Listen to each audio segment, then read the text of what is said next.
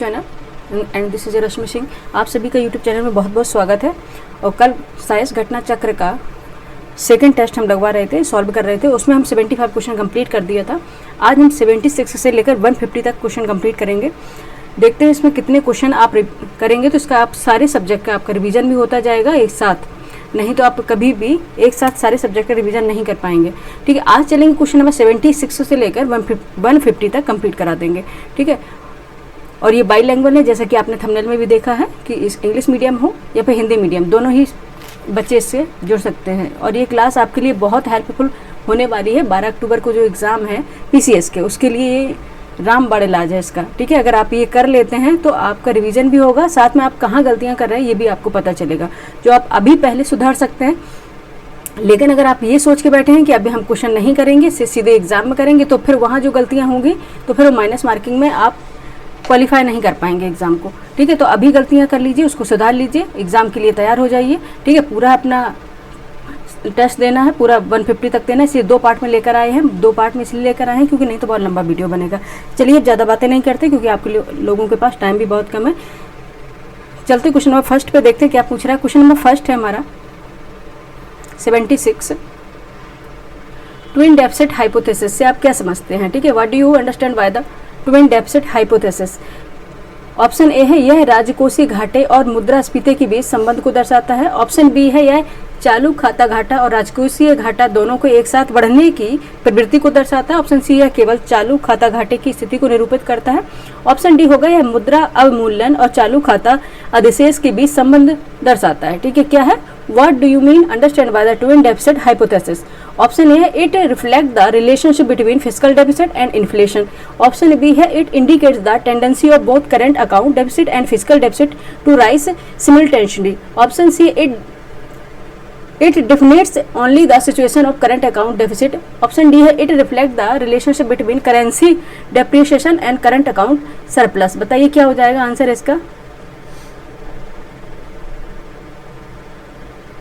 ठीक है, आंसर क्या हो जाएगा इसका, आंसर हो जाएगा, ठीक है, क्या है ये ट्विन डेफिसिट हाइपोथेसिस से आप क्या समझते हैं, अब बताइए फटाफट।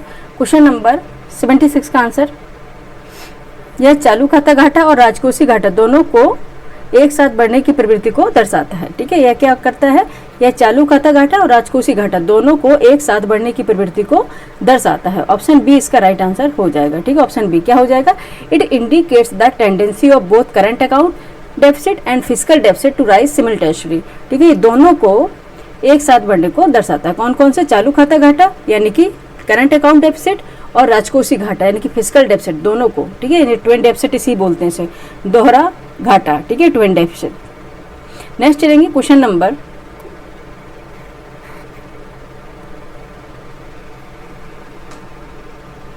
नेक्स्ट चलेंगे क्वेश्चन नंबर 77 पर, देखते क्या पूछ रहा है। क्वेश्चन नंबर 77 हमारा है, निम्नलिखित कथनों पर विचार कीजिए। ठीक है, कथन एक है भारत में अमीर व गरीब दोनों ही कुपोषित है। ठीक है, कारण आर है अमीर गलत भोजन खाते हैं और गरीब रूखा सूखा भोजन करते हैं। ठीक है, consider the following statement. Statement A है both the rich and the poor are malnourished in India. Reason है the rich eat unhealthy food and poor eat major food. ठीक है, बताइए क्या हो जाएगा इसका आंसर। एक मिनट, इसको मेरे एडजस्ट कर देते हैं, जब भी इसको चलाते हैं तो उल्टा चल जाता है। ठीक है, क्या हो जाएगा, ऑप्शन हो जाएगा, ऑप्शन ए है both A and R correct and R is correct explanation of A. Option B होगा both A and R correct but R is not the correct explanation of A. Option C हो जाएगा A is correct but R is incorrect. And option D होगा A is correct but R is D is, option D में दिया है A is incorrect but R is correct. बताइए answer क्या हो जाएगा 77 का। ठीक है, भारत में अमीर व गरीब दोनों ही कुपोषित हैं। ठीक है, माल नरिश्ड यानी कि दोनों ही कुपोषित हैं, बिल्कुल सही है। ठीक है, बिल्कुल सही है, बिकॉज इसका रीजन क्या है कि अमीर के पास तो पैसा है लेकिन वो जो खाना चाहिए वो नहीं खाता है, उल्टे सीधे यानी कि जैसे कि फास्ट फूड वगैरह खाते हैं। ठीक है, और उसमें सेकंड में इसका रीजन दिया गया कि अमीर गलत भोजन खाते हैं और गरीब रूखा सूखा भोजन करते हैं, तो दोनों ही सही हैं, दोनों ही सही है। ए और आर दोनों सही है और आर की सही व्याख्या करता है, ऑप्शन ए हो जाएगा। ये क्वेश्चन रिपीटेड है। ठीक है, रिपीटेड क्वेश्चन है, ये आया है पीसीएस एग्जाम में। ठीक है, और यूपीएससी में भी आया है, ये पूछा हुआ है। ठीक है, ऑप्शन ए हो जाएगा, ए और आर दोनों सही तथा आर ए की सही व्याख्या करता है। ऑप्शन ए इसका राइट आंसर हो जाएगा। ठीक है, नेक्स्ट चलेंगे।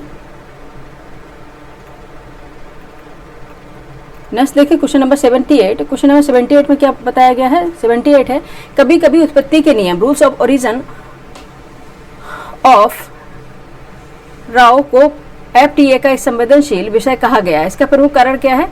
ऑप्शन ए इसमें डब्ल्यूटीओ में भारत की स्थायी सदस्यता पर प्रभाव पड़ता है। ऑप्शन बी है, यह तय करता है कि किसी वस्तु को वास्तव में किसी विशिष्ट देश से आयातित माना जाए या नहीं। ऑप्शन सी है, आर ओ केवल कृषि उत्पादन पर लागू होता है। राव। ऑप्शन डी, राव का उपयोग केवल निर्यात सब्सिडी देने में होता है। बताइए क्या होगा? Sometimes the rules of origin row are said to be a sensitive subject of the FTA. What is the main reason for this? ठीक है, क्या हो जाएगा आंसर? बताइए 78 का आंसर। 78 का आंसर हो जाएगा ऑप्शन बी, यह तय करता है कि किसी वस्तु को वास्तव में किसी विशिष्ट देश से आयातित माना जाए या नहीं। ठीक है, यह तय करता है किसी वास्तव में किसी विशिष्ट देश से आयातित माना जाए या नहीं माना जाए। ऑप्शन बी हो जाएगा। ठीक है, ठीक है। It determines weather a product is truly considered imported for specific country और नॉट। ठीक है, ऑप्शन बी इसका राइट आंसर हो जाएगा। 78 का आंसर हो जाएगा ऑप्शन बी। ठीक है, ऑप्शन बी हो जाएगा 78 का आंसर। नेक्स्ट चलेंगे क्वेश्चन नंबर, फटाफट करेंगे क्वेश्चन नंबर 79 पर। क्वेश्चन नंबर 79 है, देखते क्या पूछ रहा है। निम्नलिखित घटनाओं को उनके प्रारंभ के कालक्रम में व्यवस्थित करें और नीचे दी कुर्सियों में सही उत्तर चुनना है आपको। ठीक है, arrange the following events in chronological order of the Inception and select the correct answer from the option given below. एक तरफ वाइल्ड लाइफ प्रोटेक्शन एक्ट है, बायोडाइवर्सिटी एक्ट है, प्रोजेक्ट टाइगर है और प्रोजेक्ट एलिफेंट है। ठीक है, प्रोजेक्ट टाइगर है एंड प्रोजेक्ट एलिफेंट है। आपको इनको मैच करना है और देख लेते हैं कब कौन सा आया है। ठीक है, इसके क्रोनोलॉजिकल के ऑर्डर में अकॉर्डिंग से मैच करना है। ठीक है, सबसे पहले देख लेते हैं वाइल्ड लाइफ प्रोटेक्शन एक्ट। ये आया था 1972 में। ठीक है, वाइल्ड लाइफ प्रोटेक्शन एक्ट यानी कि वन्यजीव संरक्षण अधिनियम, ये 1972 में आया था। यहाँ पे हम लिखेंगे 1972 में आया था ये। ठीक है, फर्स्ट वाला यहाँ से मैंने एरो लगा दिया। ठीक है, 1972 में ये एरो है बच्चे, इसको 1921 नहीं समझना है। ठीक है, 1972 में आया था। वहीं बात करें हम जैव विविधता अधिनियम, अगर जैव बायोडाइवर्सिटी एक्ट ये आया था 2002 यानी कि 2002 में आया था। ठीक है, 2002 में आया था। ठीक है, और प्रोजेक्ट टाइगर तो सभी बच्चे जानते हैं 1973 एक्ट। ठीक है, 1973। ठीक है, और वहीं बात करें प्रोजेक्ट एलिफेंट की तो 1992 में। ठीक है, 1992 में। अब हम इसको सुमेलित करेंगे। अब इसको हम सुमेलित कर लेते हैं तो क्या आएगा? अब इसको देखो अरेंज कर लेंगे। सबसे पहले कौन सा आएगा? वन्यजीव संरक्षण अधिनियम आएगा यानी कि फर्स्ट आ गया। ठीक है, उसके बाद आएगा प्रोजेक्ट टाइगर। ठीक है, प्रोजेक्ट टाइगर आएगा। 1 के बाद आएगा थर्ड। 1 के बाद थर्ड कहाँ पे? यहाँ पे है। ठीक है, उसके बाद आ जाएगा प्रोजेक्ट एलिफेंट यानी कि 4, 1992 में आया था, 1992 में आया था। वहीं इसके सबसे लास्ट में आएगा जैव विविधता अधिनियम यानी कि बायोडाइवर्सिटी एक्ट, ये आया था 2002 में। ठीक है, तो बी ऑप्शन हो जाएगा हमारा राइट। ठीक है, बी राइट आंसर निकलेगा। ठीक है, क्रोनोलॉजिकल ऑर्डर में करेंगे तो कौन सा आंसर निकलेगा? बी निकलेगा। ठीक है, वन्यजीव संरक्षण अधिनियम आया था 1972 में, प्रोजेक्ट टाइगर 1973, जैव विविधता अधिनियम यानी कि बायोडाइवर्सिटी एक्ट 2002 में, और प्रोजेक्ट हाथी यानी कि प्रोजेक्ट एलिफेंट आया था 1992 में। ठीक है, ऑप्शन बी इसका राइट आंसर हो जाएगा। ठीक है, 79 का ऑप्शन बी 1, 3, 4, 2 ये क्रोनोलॉजिकल इसका ऑर्डर होगा। ठीक है, नेक्स्ट चलेंगे क्वेश्चन नंबर 80 पर।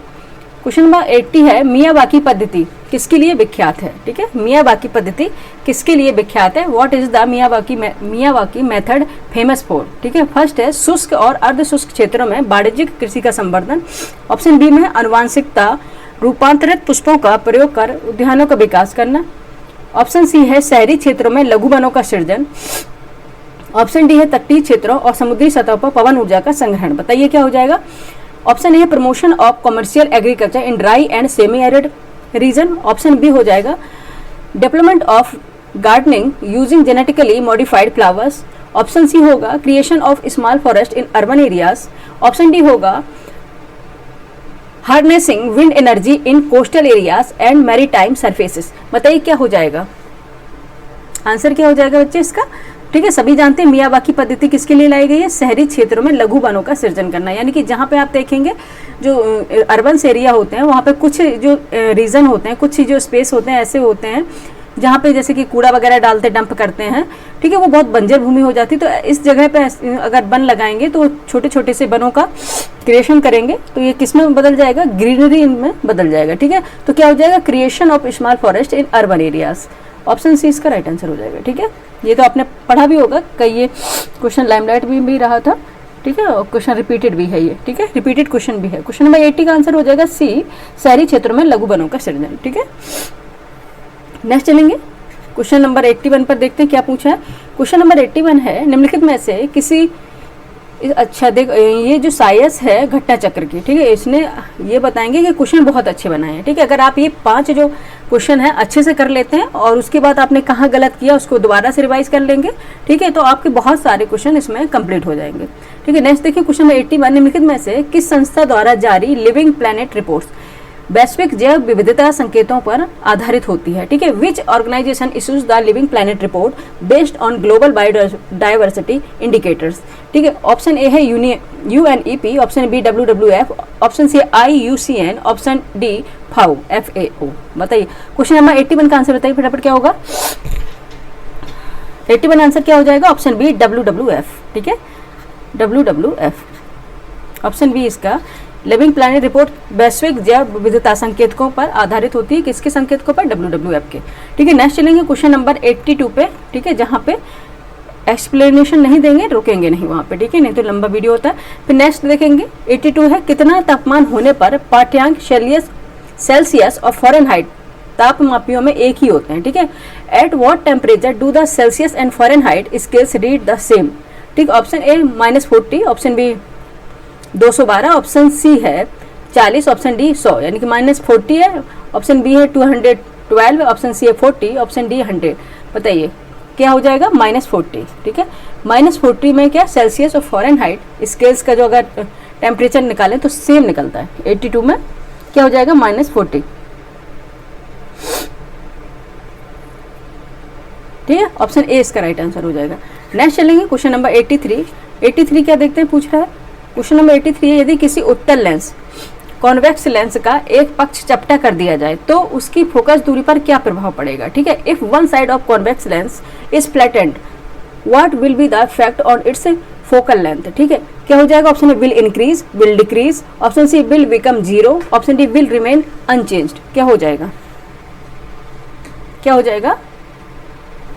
अगर हम इसके कॉन्वेक्स लेंस के एक पक्ष को चपटा कर दें तो अंतर क्या आ जाएगी?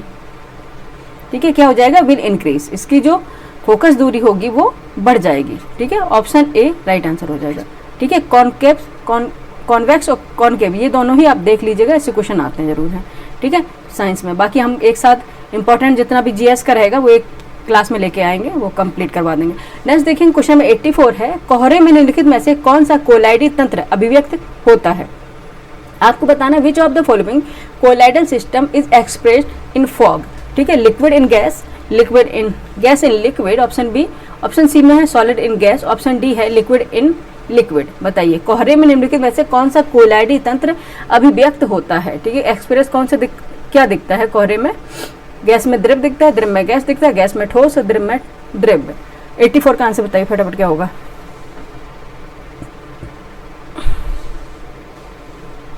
क्या होगा? ये लिक्विड इन गैस, गैस में द्रव। ठीक है, गैस में द्रव, ऑप्शन ए राइट आंसर हो जाएगा। 84 का आंसर क्या हो जाएगा बच्चे? ए होगा। ठीक है, नेक्स्ट चलेंगे क्वेश्चन नंबर 85। क्वेश्चन नंबर 85 देखते क्या पूछ रहा है। क्वेश्चन नंबर 85 है, निम्न में से कौन सा रासायनिक परिवर्तन का उदाहरण है? ठीक है, which of the following is an example of chemical changes? ठीक है, कौन सा होगा? ऑप्शन ए है प्रिज्म से गुजरने पर श्वेत प्रकाश का 7 रंगों में विभक्त होना, ऑप्शन बी है सब्जियों को पकाने पर उनका मुलायम हो जाना, ऑप्शन सी सानी हुई मिट्टी का सूखने पर भंगर हो जाना, ऑप्शन डी है नमक का पानी में घुलना, ऑप्शन ए है the separation of white light into 7 colours when passing through a prism, option B हो the softness of vegetables when cooked, option C है द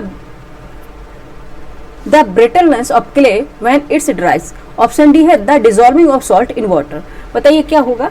ठीक है, रासायनिक यानी केमिकल चेंज का जो है उदाहरण एग्जाम्पल कौन सा होगा? कि सब्जियों को पकाने पर उनका मुलायम हो जाना, ठीक है। The softening of vegetables when cooked, ठीक है, जब सब्जियों को पकाते हैं तो उनका मुलायम हो जाना है। ये किसका एग्जाम्पल है?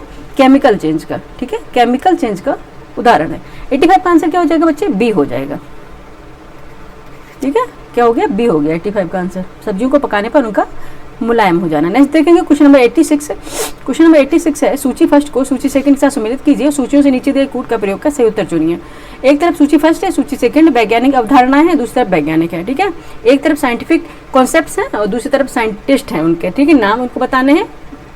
आइए मैच कर लेते हैं, फिर देखते हैं क्या आंसर निकलेगा।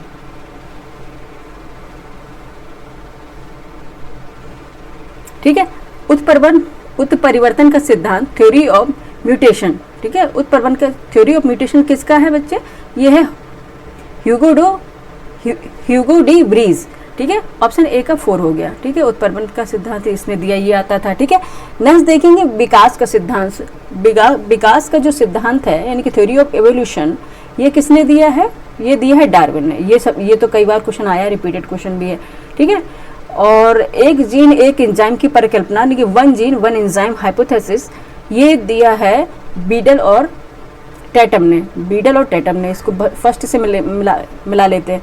लास्ट में फिर एक ही बचा है ओपेरॉन अवधारणा यानी कि ऑपरेंट कॉन्सेप्ट है, ये दिया है जेकब और मैनोड ने, जैकब और मोनोड ने, ठीक है। अब देखेंगे ए का क्या हो गया? ए का क्या था बच्चे? 4, ठीक है। ए का 4 था, विकास का सिद्धांत ये 3rd था, और ये एक जीन एक फर्स्ट था, और डी 3rd था। थर्ड नहीं, ये 2 था। 4 3 1 2 4 3 1 2 4 3 1 2। अच्छा, बी राइट आंसर हो गया, ठीक है, बी राइट आंसर हो गया। 86 का आंसर हो गया बी। ए का 4, बी का 3, सी का 1, डी का 2, ठीक है, ये हो गया आंसर। नेक्स्ट चलेंगे क्वेश्चन नंबर,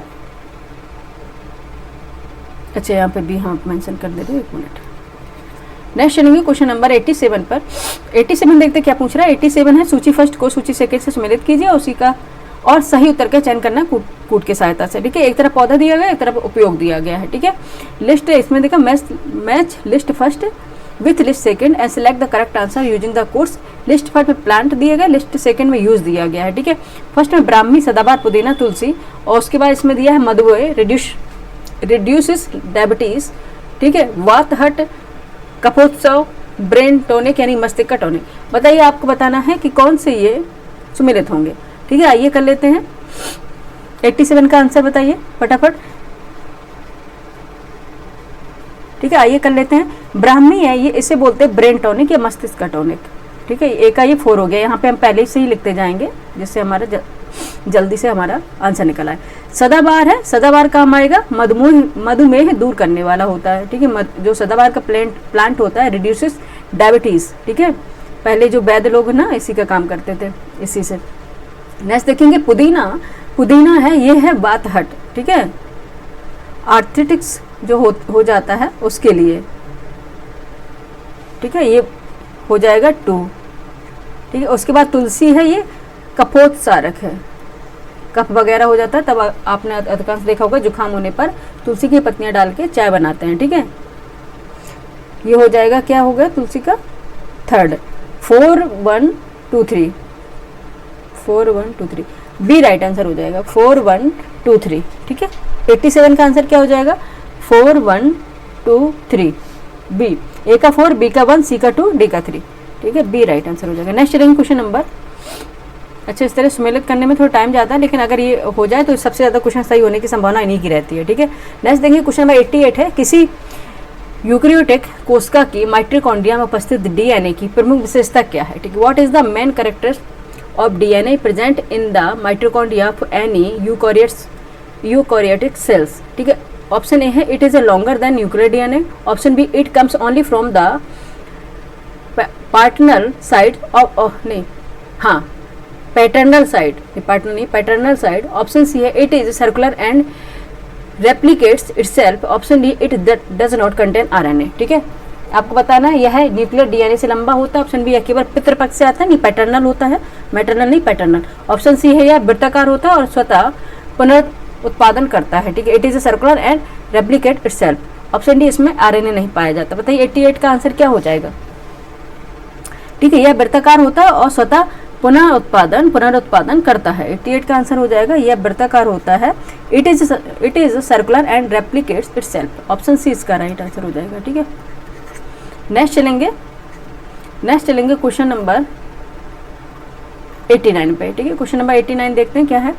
89 है, यदि पृथ्वी पर सभी बैक्टीरिया समाप्त हो जाएं तो निम्नलिखित में से सबसे पहले कौन सा जैविक चक्र प्रभावित होगा। ठीक है, if all bacteria on earth were to disappear which of the following biological cycles would be affected first.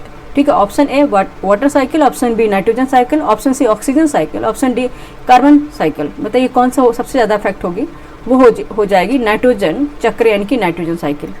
ठीक है, अगर सारे बैक्टीरिया खत्म हो जाएंगे अर्थ से तो सबसे ज़्यादा अफेक्ट होगा नाइट्रोजन चक्र पे। ठीक है, किस पे होगा, नाइट्रोजन साइकिल पर।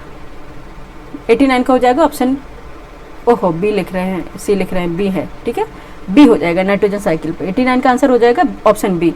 नेक्स्ट चलेंगे क्वेश्चन नंबर 90। क्वेश्चन नंबर 90 है, मई 2025 को वाणिज्य एवं उद्योग मंत्रालय द्वारा प्रकाशित 8 प्रमुख उद्योगों का संयुक्त सूचकांक के अनुसार अप्रैल 2024 से मार्च 2025 के दौरान किन 2 क्षेत्रों में नकारात्मक विकास यानी नेगेटिव ग्रोथ दर्ज की गई है, आपको बताना है। ठीक है, ये क्वेश्चन कई बार आया है, ये क्वेश्चन अभी पूछा भी गया था एक एग्जाम में।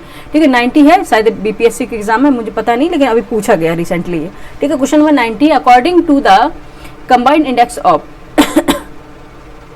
8 core industrial published by the Ministry of Commerce and Industry in May 2025, which 2 sector recorded negative growth during April 2024 March 2025। आपको बताना है कौन सा है। Option A fertilisers and crude oil, option B है electricity and natural gas, option C है crude oil and natural gas, option C है cement and coal. ठीक है, आपको बताना है ऑप्शन ए उर्वरक और कच्चा तेल, ऑप्शन बी विद्युत और प्राकृतिक गैस, ऑप्शन सी कच्चा तेल और प्राकृतिक गैस, ऑप्शन डी सीमेंट और कोयला। आपको बताना है किस में नकारात्मक या नेगेटिव ग्रोथ हुआ है अभी। ठीक है, रिसेंटली की बात है, रिसेंट डेटा है। क्वेश्चन नंबर 90 का आंसर फटाफट बताइए बच्चे, क्या हो जाएगा, क्या हो जाएगा ये, कच्चा तेल और प्राकृतिक गैस, सी। ठीक है, कच्चा तेल और प्राकृतिक गैस नेचुरल गैस यानी कि crude oil and natural gas में नेगेटिव ग्रोथ अभी दर्ज की गई है। ठीक है, ये इंपॉर्टेंट क्वेश्चन है, आ सकता है। ठीक है, किसमें दर्ज की गई है, ये crude oil and natural gas में।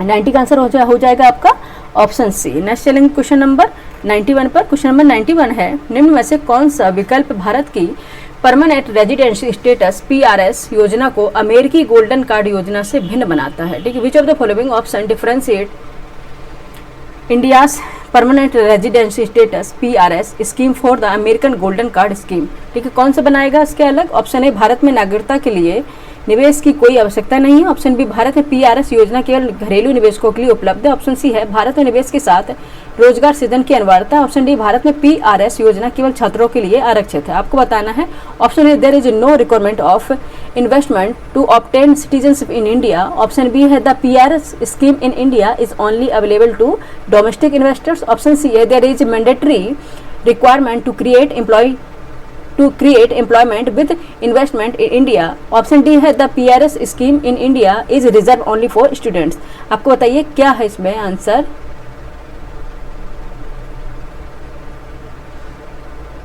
ठीक है, क्या आंसर हो जाएगा 91 का आंसर बताइए। ठीक है, क्या हो जाएगा, भारत में निवेश के साथ रोजगार सृजन की अनिवार्यता है, ऑप्शन सी है। निवेश अगर किया है तो रोजगार सृजन होना चाहिए। ठीक है, ये अनिवार्यता है भारत में। ठीक है, देयर इज मैंडेटरी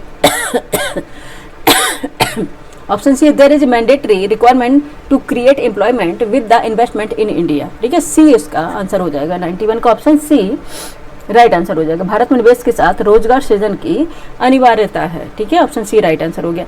नेक्स्ट चलेंगे क्वेश्चन नंबर 92 है। क्वेश्चन नंबर 92 देखते हैं।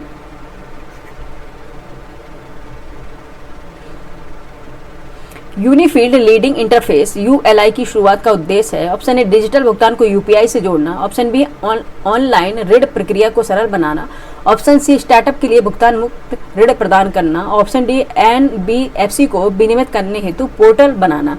ठीक है,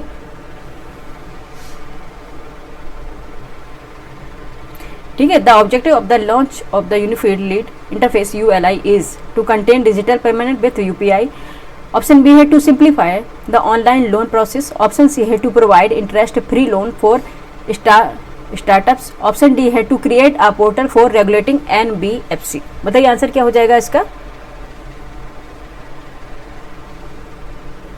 ठीक है, क्या होगा, ये है ऑनलाइन ऋण प्रक्रिया को सरल बनाना इसका। ठीक है, इसका काम क्या है, to simplify the online loan process. ठीक है, to simplify the online loan process.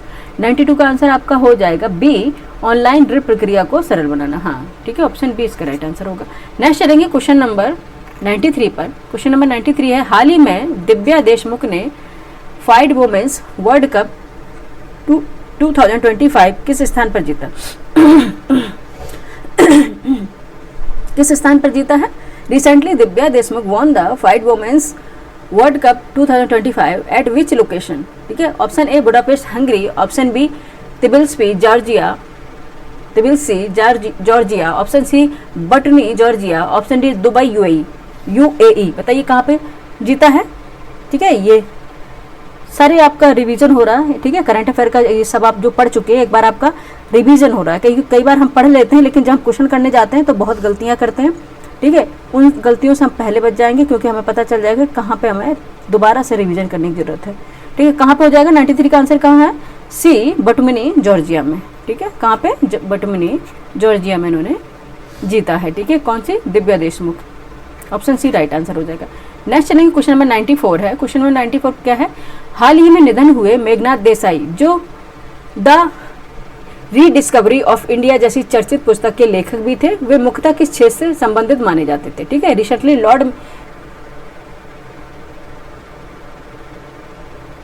हाल ही में निधन हुए मेघनाथ देसाई। ठीक है, अच्छा, recently Lord Meghnad Desai, Lord इसमें कहाँ से हो गया? Author of the notable works such as the book होना चाहिए, the rediscovery of India, past away, he was primarily associate with the which field? ठीक है, किससे थे वो? एक ऑप्शन है अंतर्राष्ट्रीय कूटनीति और शांति स्थापना, ऑप्शन बी तुलनात्मक धर्मशास्त्र और सांस्कृतिक मानव विज्ञान, ऑप्शन सी सार्वजनिक नीति राजनीतिक अर्थशास्त्र विकास अध्ययन, ऑप्शन डी है जैव प्रौद्योगिकी और नवाचार प्रबंधन। किससे थे? ऑप्शन है international diplomacy and peacekeeping, option B है comparative theology and cultural anthropology, option C public policy political economy and development studies, option D है बायोटेक्नोलॉजी एंड इनोवेशन मैनेजमेंट। पता है किससे संबंधित थे? ठीक है, ये थे सार्वजनिक नीति राजनीतिक अर्थशास्त्र एवं विकास अध्ययन से। ठीक है, ये थे public policy political economy and development studies. ठीक है, 94 का आंसर हो जाएगा आपका सी, सार्वजनिक नीति राजनीतिक अर्थशास्त्र एवं विकास अध्ययन से संबंधित थे ये। ठीक है, नेक्स्ट चलेंगे, क्वेश्चन नंबर 95 है। क्वेश्चन नंबर 95 देखते हैं, हाल ही में विमोचित आत्मकथा जनता की कहानी मेरी आत्मकथा निम्न में से किस राजनेता के जीवन पर आधारित है? ठीक है, आपको पता है ना, रिसेंटली रिलीज ऑटोबायोग्राफी जनता की कहानी मेरी आत्मकथा is based on the life of which politician? ठीक है, ऑप्शन ए है जगदीप धनखड़, ऑप्शन डी है Bandaru Dattatreya, option C Om Prakash Dhankhar, option D है डॉक्टर लक्ष्मी अच्युतानंद। बताइए क्या हो जाएगा 95 का आंसर? ठीक है, कौन से है? बंडारू दत्तात्रेय की है, ऑटोबायोग्राफी है। ठीक है, ऑटोबायोग्राफी बंडारू दत्तात्रेय की। ठीक है, क्या है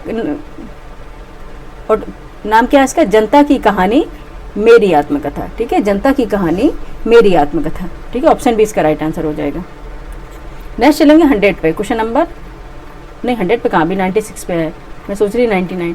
ठीक है, क्वेश्चन चलते हैं 96 पे। क्वेश्चन नंबर 96 है, 2025 के ऑस्कर पुरस्कार 97वें अकादमी पुरस्कार वे, ठीक है, 97 अकादमी पुरस्कार में बेस्ट पिक्चर श्रेणी में किस फिल्म को विजेता घोषित किया गया? ठीक है, at the 2025 Oscar 97th academy awards which films was declared the winner in the best picture category? ठीक है, बेस्ट पिक्चर कैटेगरी। ठीक है, क्या the Brutalist, Dune part 2, Anora, the Substance? बताइए option A the Brutalist, option B Dune part 2, option C Anora, option D the Substance. कौन सी 97 अकादमी पुरस्कार में बेस्ट पिक्चर श्रेणी में किस फिल्म को मिला था 2025 में ऑस्कर? बताइए, आपको बताना है। 96 का आंसर हो जाएगा एनोरा। ठीक है, किससे मिला था? एनोरा को मिला था, ऑप्शन सी हो जाएगा राइट आंसर। ठीक है, 96 का आंसर क्या हो जाएगा? Anora, option C. ठीक है, एनोरा को मिला था। नेक्स्ट चलेंगे क्वेश्चन नंबर 97 पे।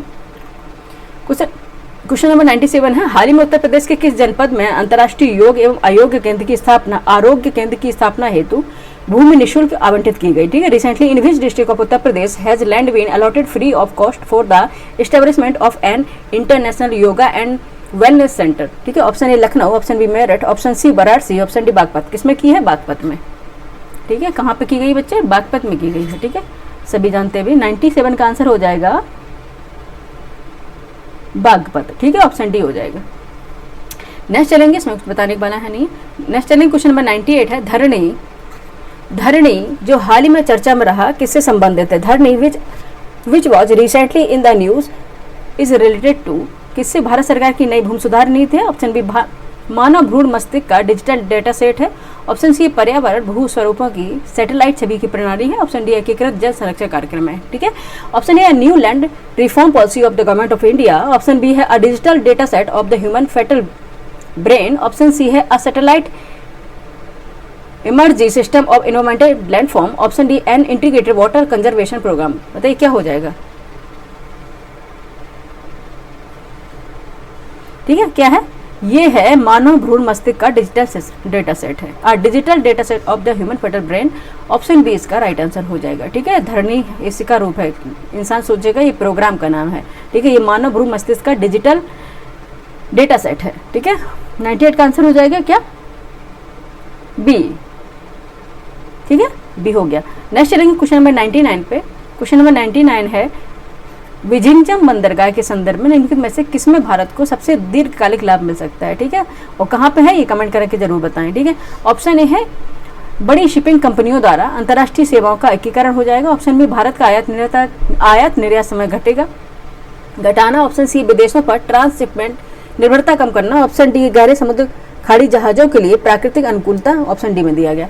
ठीक है, which of the following impact of the Vizhinjam port can provide the most long term benefit to India? Option A है integration of international services by major shipping companies. Option B है reduction the India's important export turn around time. Option C है reduction in dependence of foreign transshipment hubs. Option D है natural stability for deep sea bay vessels. बताइए क्या हो जाएगा?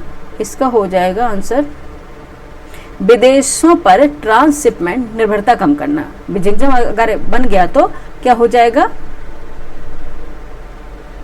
Reduction in dependence of foreign transshipment hubs. ठीक है, option C right answer हो जाएगा। ऑप्शन सी इसका 99 का ऑप्शन सी राइट आंसर हो जाएगा। विदेशों पर ट्रांसशिपमेंट निर्भरता कम करना। नेक्स्ट चलेंगे क्वेश्चन नंबर 100 पर। और विजिंगजम जो बंदरगाह है, ठीक है, काफी चर्चा में रहा था। ये कहाँ पे, ये देख लीजिए एक बार। ठीक है, 100 है विश्व जल विकास रिपोर्ट। ठीक है, विश्व जल विकास रिपोर्ट।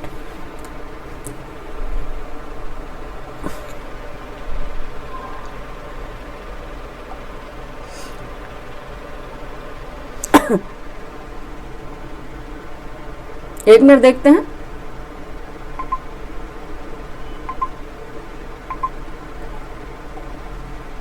विजिंगजम बंदरगाह कहाँ पर है आपको देखना है।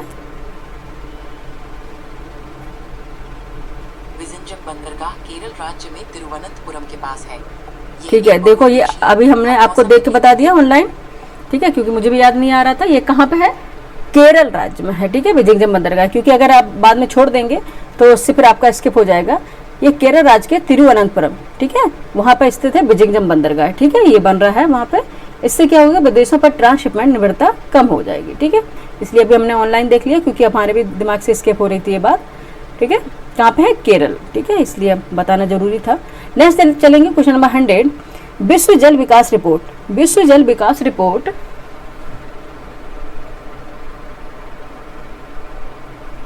ठीक है, नेक्स्ट है 100 विश्व जल विकास रिपोर्ट 2025 के अनुसार निम्नलिखित में से कौन सा हिमनद क्षेत्र वर्ष 2040 तक पूर्णतः समाप्त हो सकता है?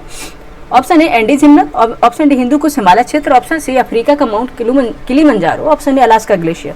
ठीक है, according the world water development report 2025 which of the following glacier region में completely disappear by the year 2040।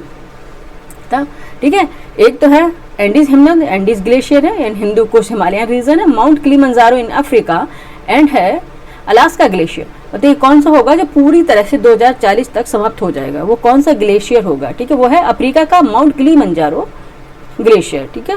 100 का आंसर क्या हो जाएगा, अफ्रीका का माउंट किलिमंजारो ग्लेशियर होगा, ऑप्शन सी राइट आंसर हो जाएगा, ठीक है।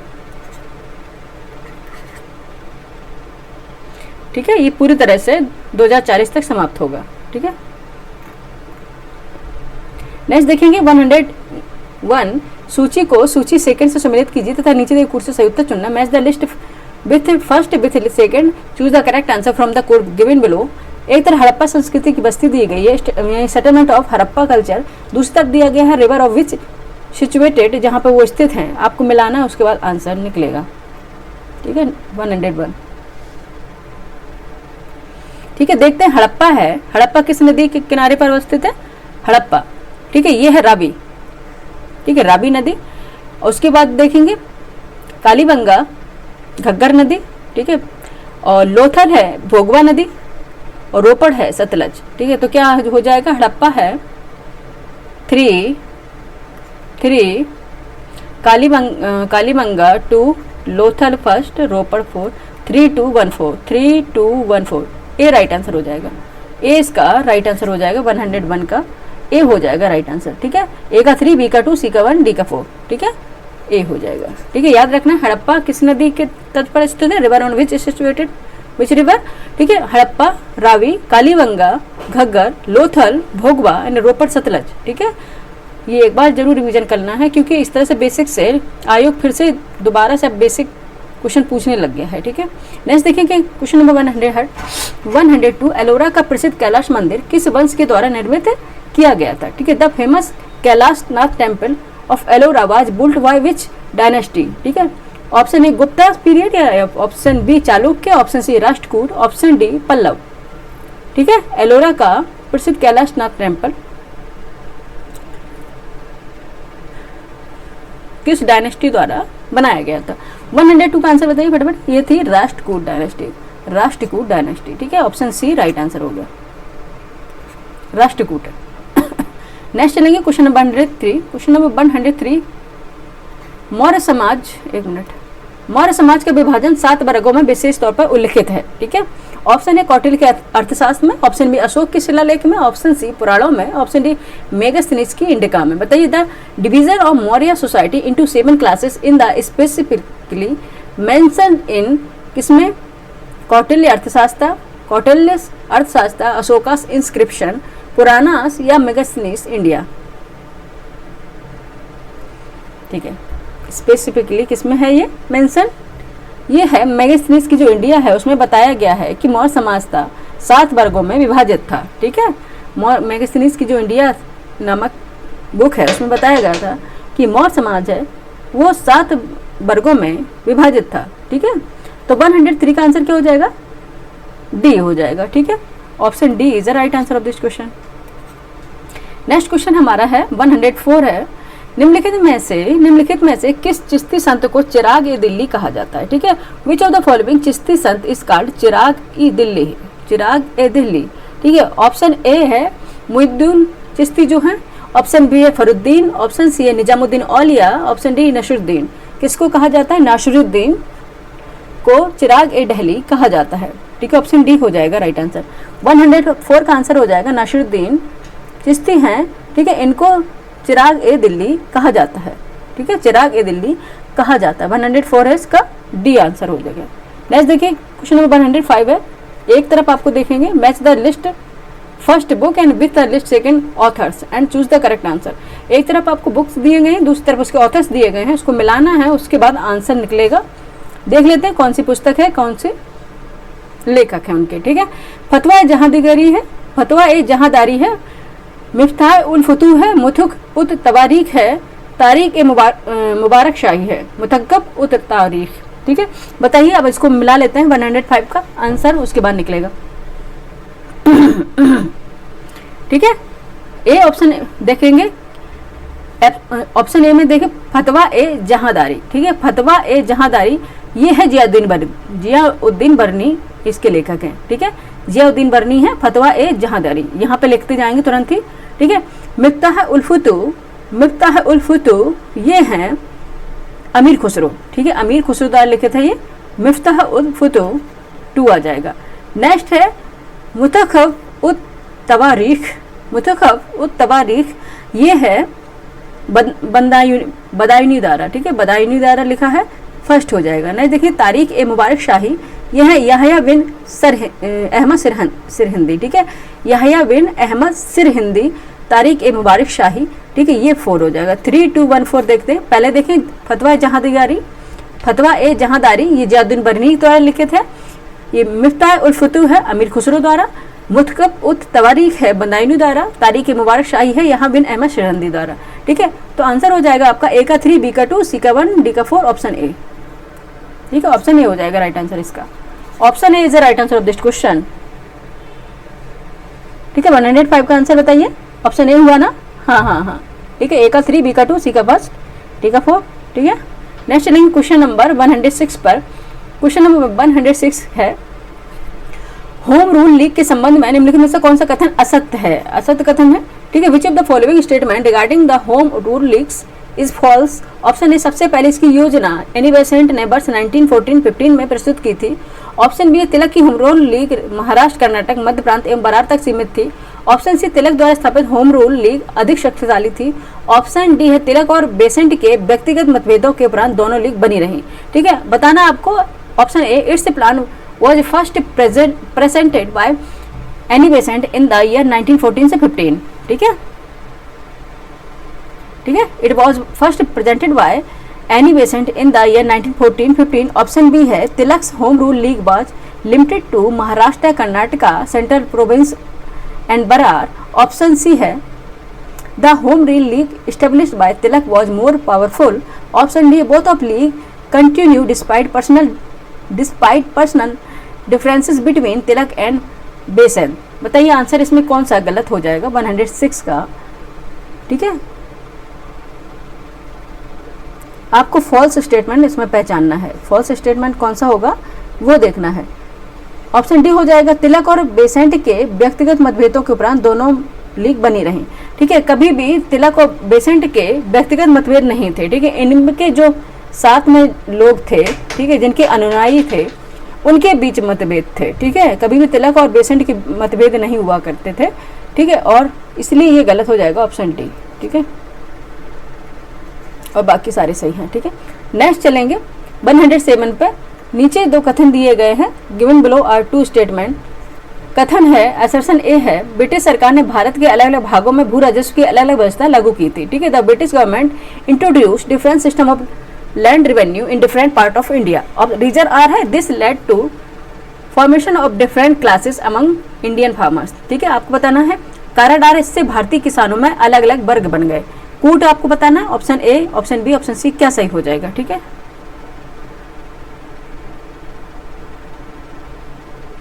ठीक है, इसको ऊपर निकाल लेते हैं, ठीक है। ब्रिटिश सरकार ने भारत के अलग अलग भागों में भू राजस्व की अलग अलग व्यवस्था लागू की थी, बिल्कुल सही, एब्सोल्युटली करेक्ट। और कारण आ रहा है इससे भारतीय किसानों में अलग अलग वर्ग भी बन गए थे, बिल्कुल ठीक है, अलग अलग वर्ग भी बने थे, ठीक है। This led to formation of different classes among Indian farmers, बिल्कुल सही है। तो आंसर हो जाएगा both A and R correct and R is the correct explanation of A. Option A right answer होगा, ठीक है, ऑप्शन ए इसका राइट आंसर हो जाएगा, ठीक है। नेक्स्ट चलेंगे क्वेश्चन नंबर 108 पर। क्वेश्चन नंबर 108 देखते हैं क्या पूछ रहा है, ठीक है। 18 वर्ष की आयु में स्नातक, 20 वर्ष की आयु में प्रोफेसर तथा सुधारक के सह संपादक, 25 वर्ष की आयु में सार्वजनिक सभा और प्रांतीय सम्मेलन के मंत्री, 29 वर्ष की आयु में राष्ट्रीय कांग्रेस के मंत्री, 31 वर्ष की आयु में महत्वपूर्ण रॉयल कमीशन के समक्ष अग्रणी प्रवक्ता और 34 वर्ष की आयु प्रांतीय विधायक, 36 वर्ष की आयु इंपीरियल विधायक और 39 वर्ष की आयु भारतीय राष्ट्रीय कांग्रेस के अध्यक्ष, एक देशभक्त। इन शब्दों में एक जीवनी कार्य में निम्नलिखित में से किसका वर्णन किया गया है? आपको बताना है। Graduate at the age of 18, professor at the age of 20 and co editor of Sudhakar minister of Sarvajanik Sabha and provisional conference at the age of 25, minister of nation Congress at the age 29, leading spokesman before in the impact royal commission at the age of 31st, provisional MLA at the age of 34, imperial MLA at the age of 36, president of the Indian National Congress at the age of 39, a patriot who among the following has been described in this word by biography। ठीक है, option A Pandit Madan Mohan Malaviya, option B Mahadev Govind Ranade, option C Gopal Krishna Gokhale, option D है बाल गंगाधर तिलक। बताइए कौन जिसके बारे में सारा कुछ बताया गया है वो कौन है, ठीक है बताइए। क्वेश्चन नंबर 108 का बताइए, ये है गोपाल कृष्ण गोखले, महात्मा गांधी के ये कौन थे, गुरु भी थे, ठीक है, गोपाल कृष्ण गोखले, ठीक है। इनकी योग्यता आप देखेंगे तो भौचक्के हो जाएंगे, गोपाल कृष्ण गोखले। ऑप्शन सी इनका राइट आंसर है, ठीक है, ऑप्शन सी क्या है, राइट आंसर है। नेक्स्ट देखेंगे, क्वेश्चन नंबर 109 है, गांधी जी द्वारा नमक सत्याग्रह को असहयोग आंदोलन या खिलाफत आंदोलन की तुलना में एक बौद्धिक रूप से अधिक प्रभावशाली सिविल अवज्ञा बताया गया। निम्नलिखित में से कौन सा कारण सबसे गहराई से सही ठहरता है, ठीक है। ऑप्शन ए, यह पहली बार जब ग्रामीण जनता बड़े पैमाने पर प्रत्यक्ष भागीदारी कर रही थी, ठीक है, ऑप्शन ए। ऑप्शन बी, यह भारतीयों की स्वदेशी उत्पादन की क्षमता को दर्शाने के लिए आर्थिक स्वावलंबन पर केंद्रित था। ऑप्शन सी है, यह सामान्य वस्तु को लेकर सीधे ब्रिटिश राज की आर्थिक नीतियों की नैतिक वैधता पर प्रहार था। ऑप्शन डी है, गांधी जी की सविनय अवज्ञा को पहली बार पूर्ण अखिल भारतीय स्वरूप में लागू करने का प्रयास था, ठीक है। The salt satyagraha was described by Gandhi as an intellectually more effective civil disobedience that is a non-cooperation movement of the Khilafat movements. Which of the following reason is not deeply justified? Option A है, it was the first time that the rules masses were directly participating on large scale. Option B है, it focused on economic self-reliance to demonstrate the capacity of Indian to produce ideologies indigenously. ठीक है, option C है, it was direct attack on the moral legitimacy of the economic policies of the British state on the common object. Option D, it was the first attempt to implement Gandhi's civil disobedience in fully all India form. बताना आपको, it was the first attempt in implement Gandhi's civil disobedience in fully all India form. बताइए आपको क्या answer हो जाएगा इसका, नमक सत्याग्रह यानी कि सॉल्ट सत्याग्रह से रिलेटेड है, आपको बताना है 109 का। यह एक समान वस्तु को लेकर सीधे ब्रिटिश राज की आर्थिक नीतियों की नीति वैधता पर प्रहार था, ठीक है, 109 का सी हो जाएगा आंसर, ठीक है। यह है सामान्य वस्तु को लेकर सीधे ब्रिटिश राज्य की आर्थिक नीतियों की नैतिक वैधता पर प्रहार था, ठीक है। क्या था ये, it was direct attack on the moral legitimacy of the economic policies of British state on a common object, ठीक है, ये इसका आंसर हो जाएगा।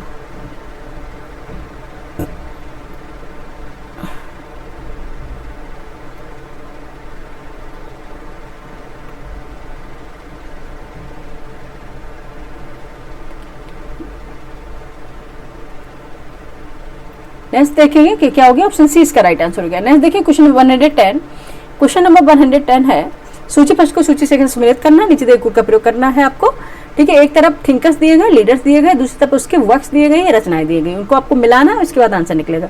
सुरेंद्रनाथ बनर्जी, मोहनदास करमचंद गांधी है, सुभाष चंद्र बोस है, लाला लाजपत राय हैं, ठीक है।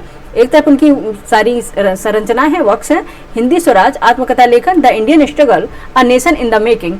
आपको बताना 110 का आंसर क्या हो जाएगा, आइए सम्मिलित कर लेते हैं।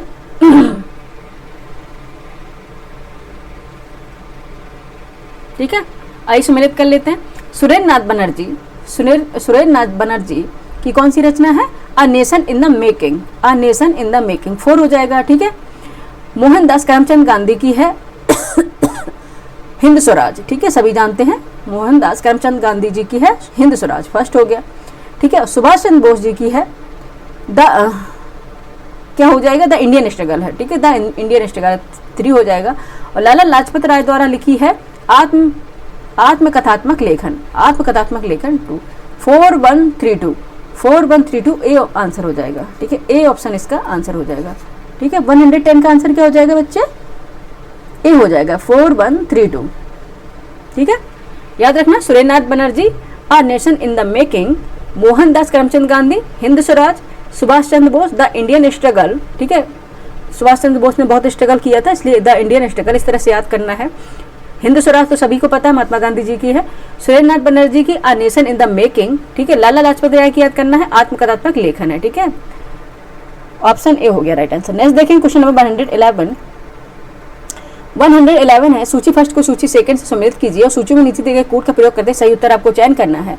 सूची फर्स्ट देखेंगे, एक तरफ फसलें हैं, क्रॉप्स है, दूसरे तरफ आपको जियोग्राफिकल कंडीशन है, भौगोलिक परिस्थितियां हैं उनकी, उनसे आपको मिलाना है, उसके बाद आंसर निकालना है। ठीक है, पहले यहाँ देख लेते हैं।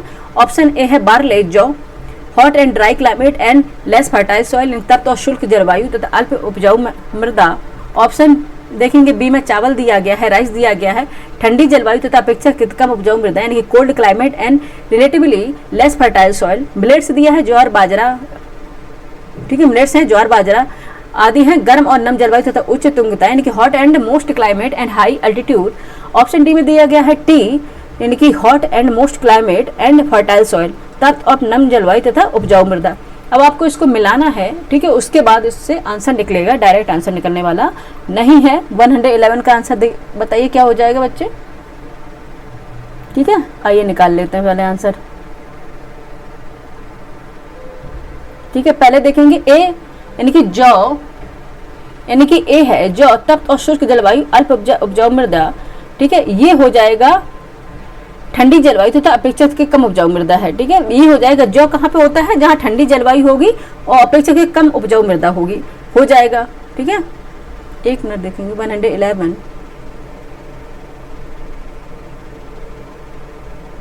ठीक है, तो हो जाएगा ये 2, यहाँ पे 2 कर लेते हैं। ठीक है, उसके बाद देखेंगे चावल। चावल कहाँ पे ग्रो होंगे, चावल होंगे जहाँ पे तप्त और नम जलवायु होगी और उपजाऊ मृदा होगी। ठीक है, ये 4 हो गया।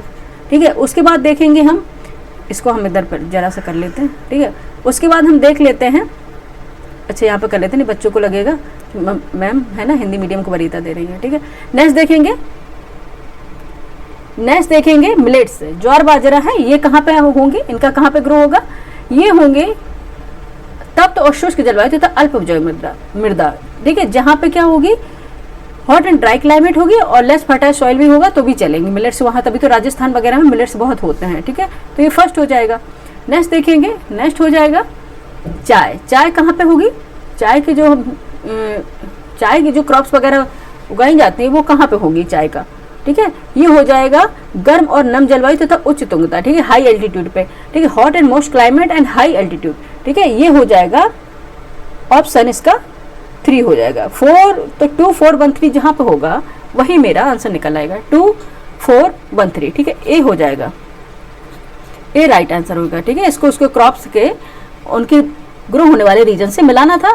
ठीक है, ऑप्शन निकल आया अपना, क्या निकल आया बच्चे, ऑप्शन निकल आया इसका ए। ठीक है, 111 का ए निकल आया। ठीक है, नेक्स्ट चलते हैं, फटाफट करते हैं। ठीक है, फटाफट करते हैं कि फिर पूजा वगैरह भी करनी होती है, नवरात्रे चल रहे हैं, सब लोगों को पता है। 112 है, यदि पश्चिमी विक्षोभ वेस्टर्न डिस्टर्बेंस की आवृत्ति व तीव्रता घट जाए तो निम्न में से कौन सा प्रभाव संभावित है। ठीक है, if the frequency and intensity of western disturbance decreases which of the following effects is likely. ठीक है, फर्स्ट है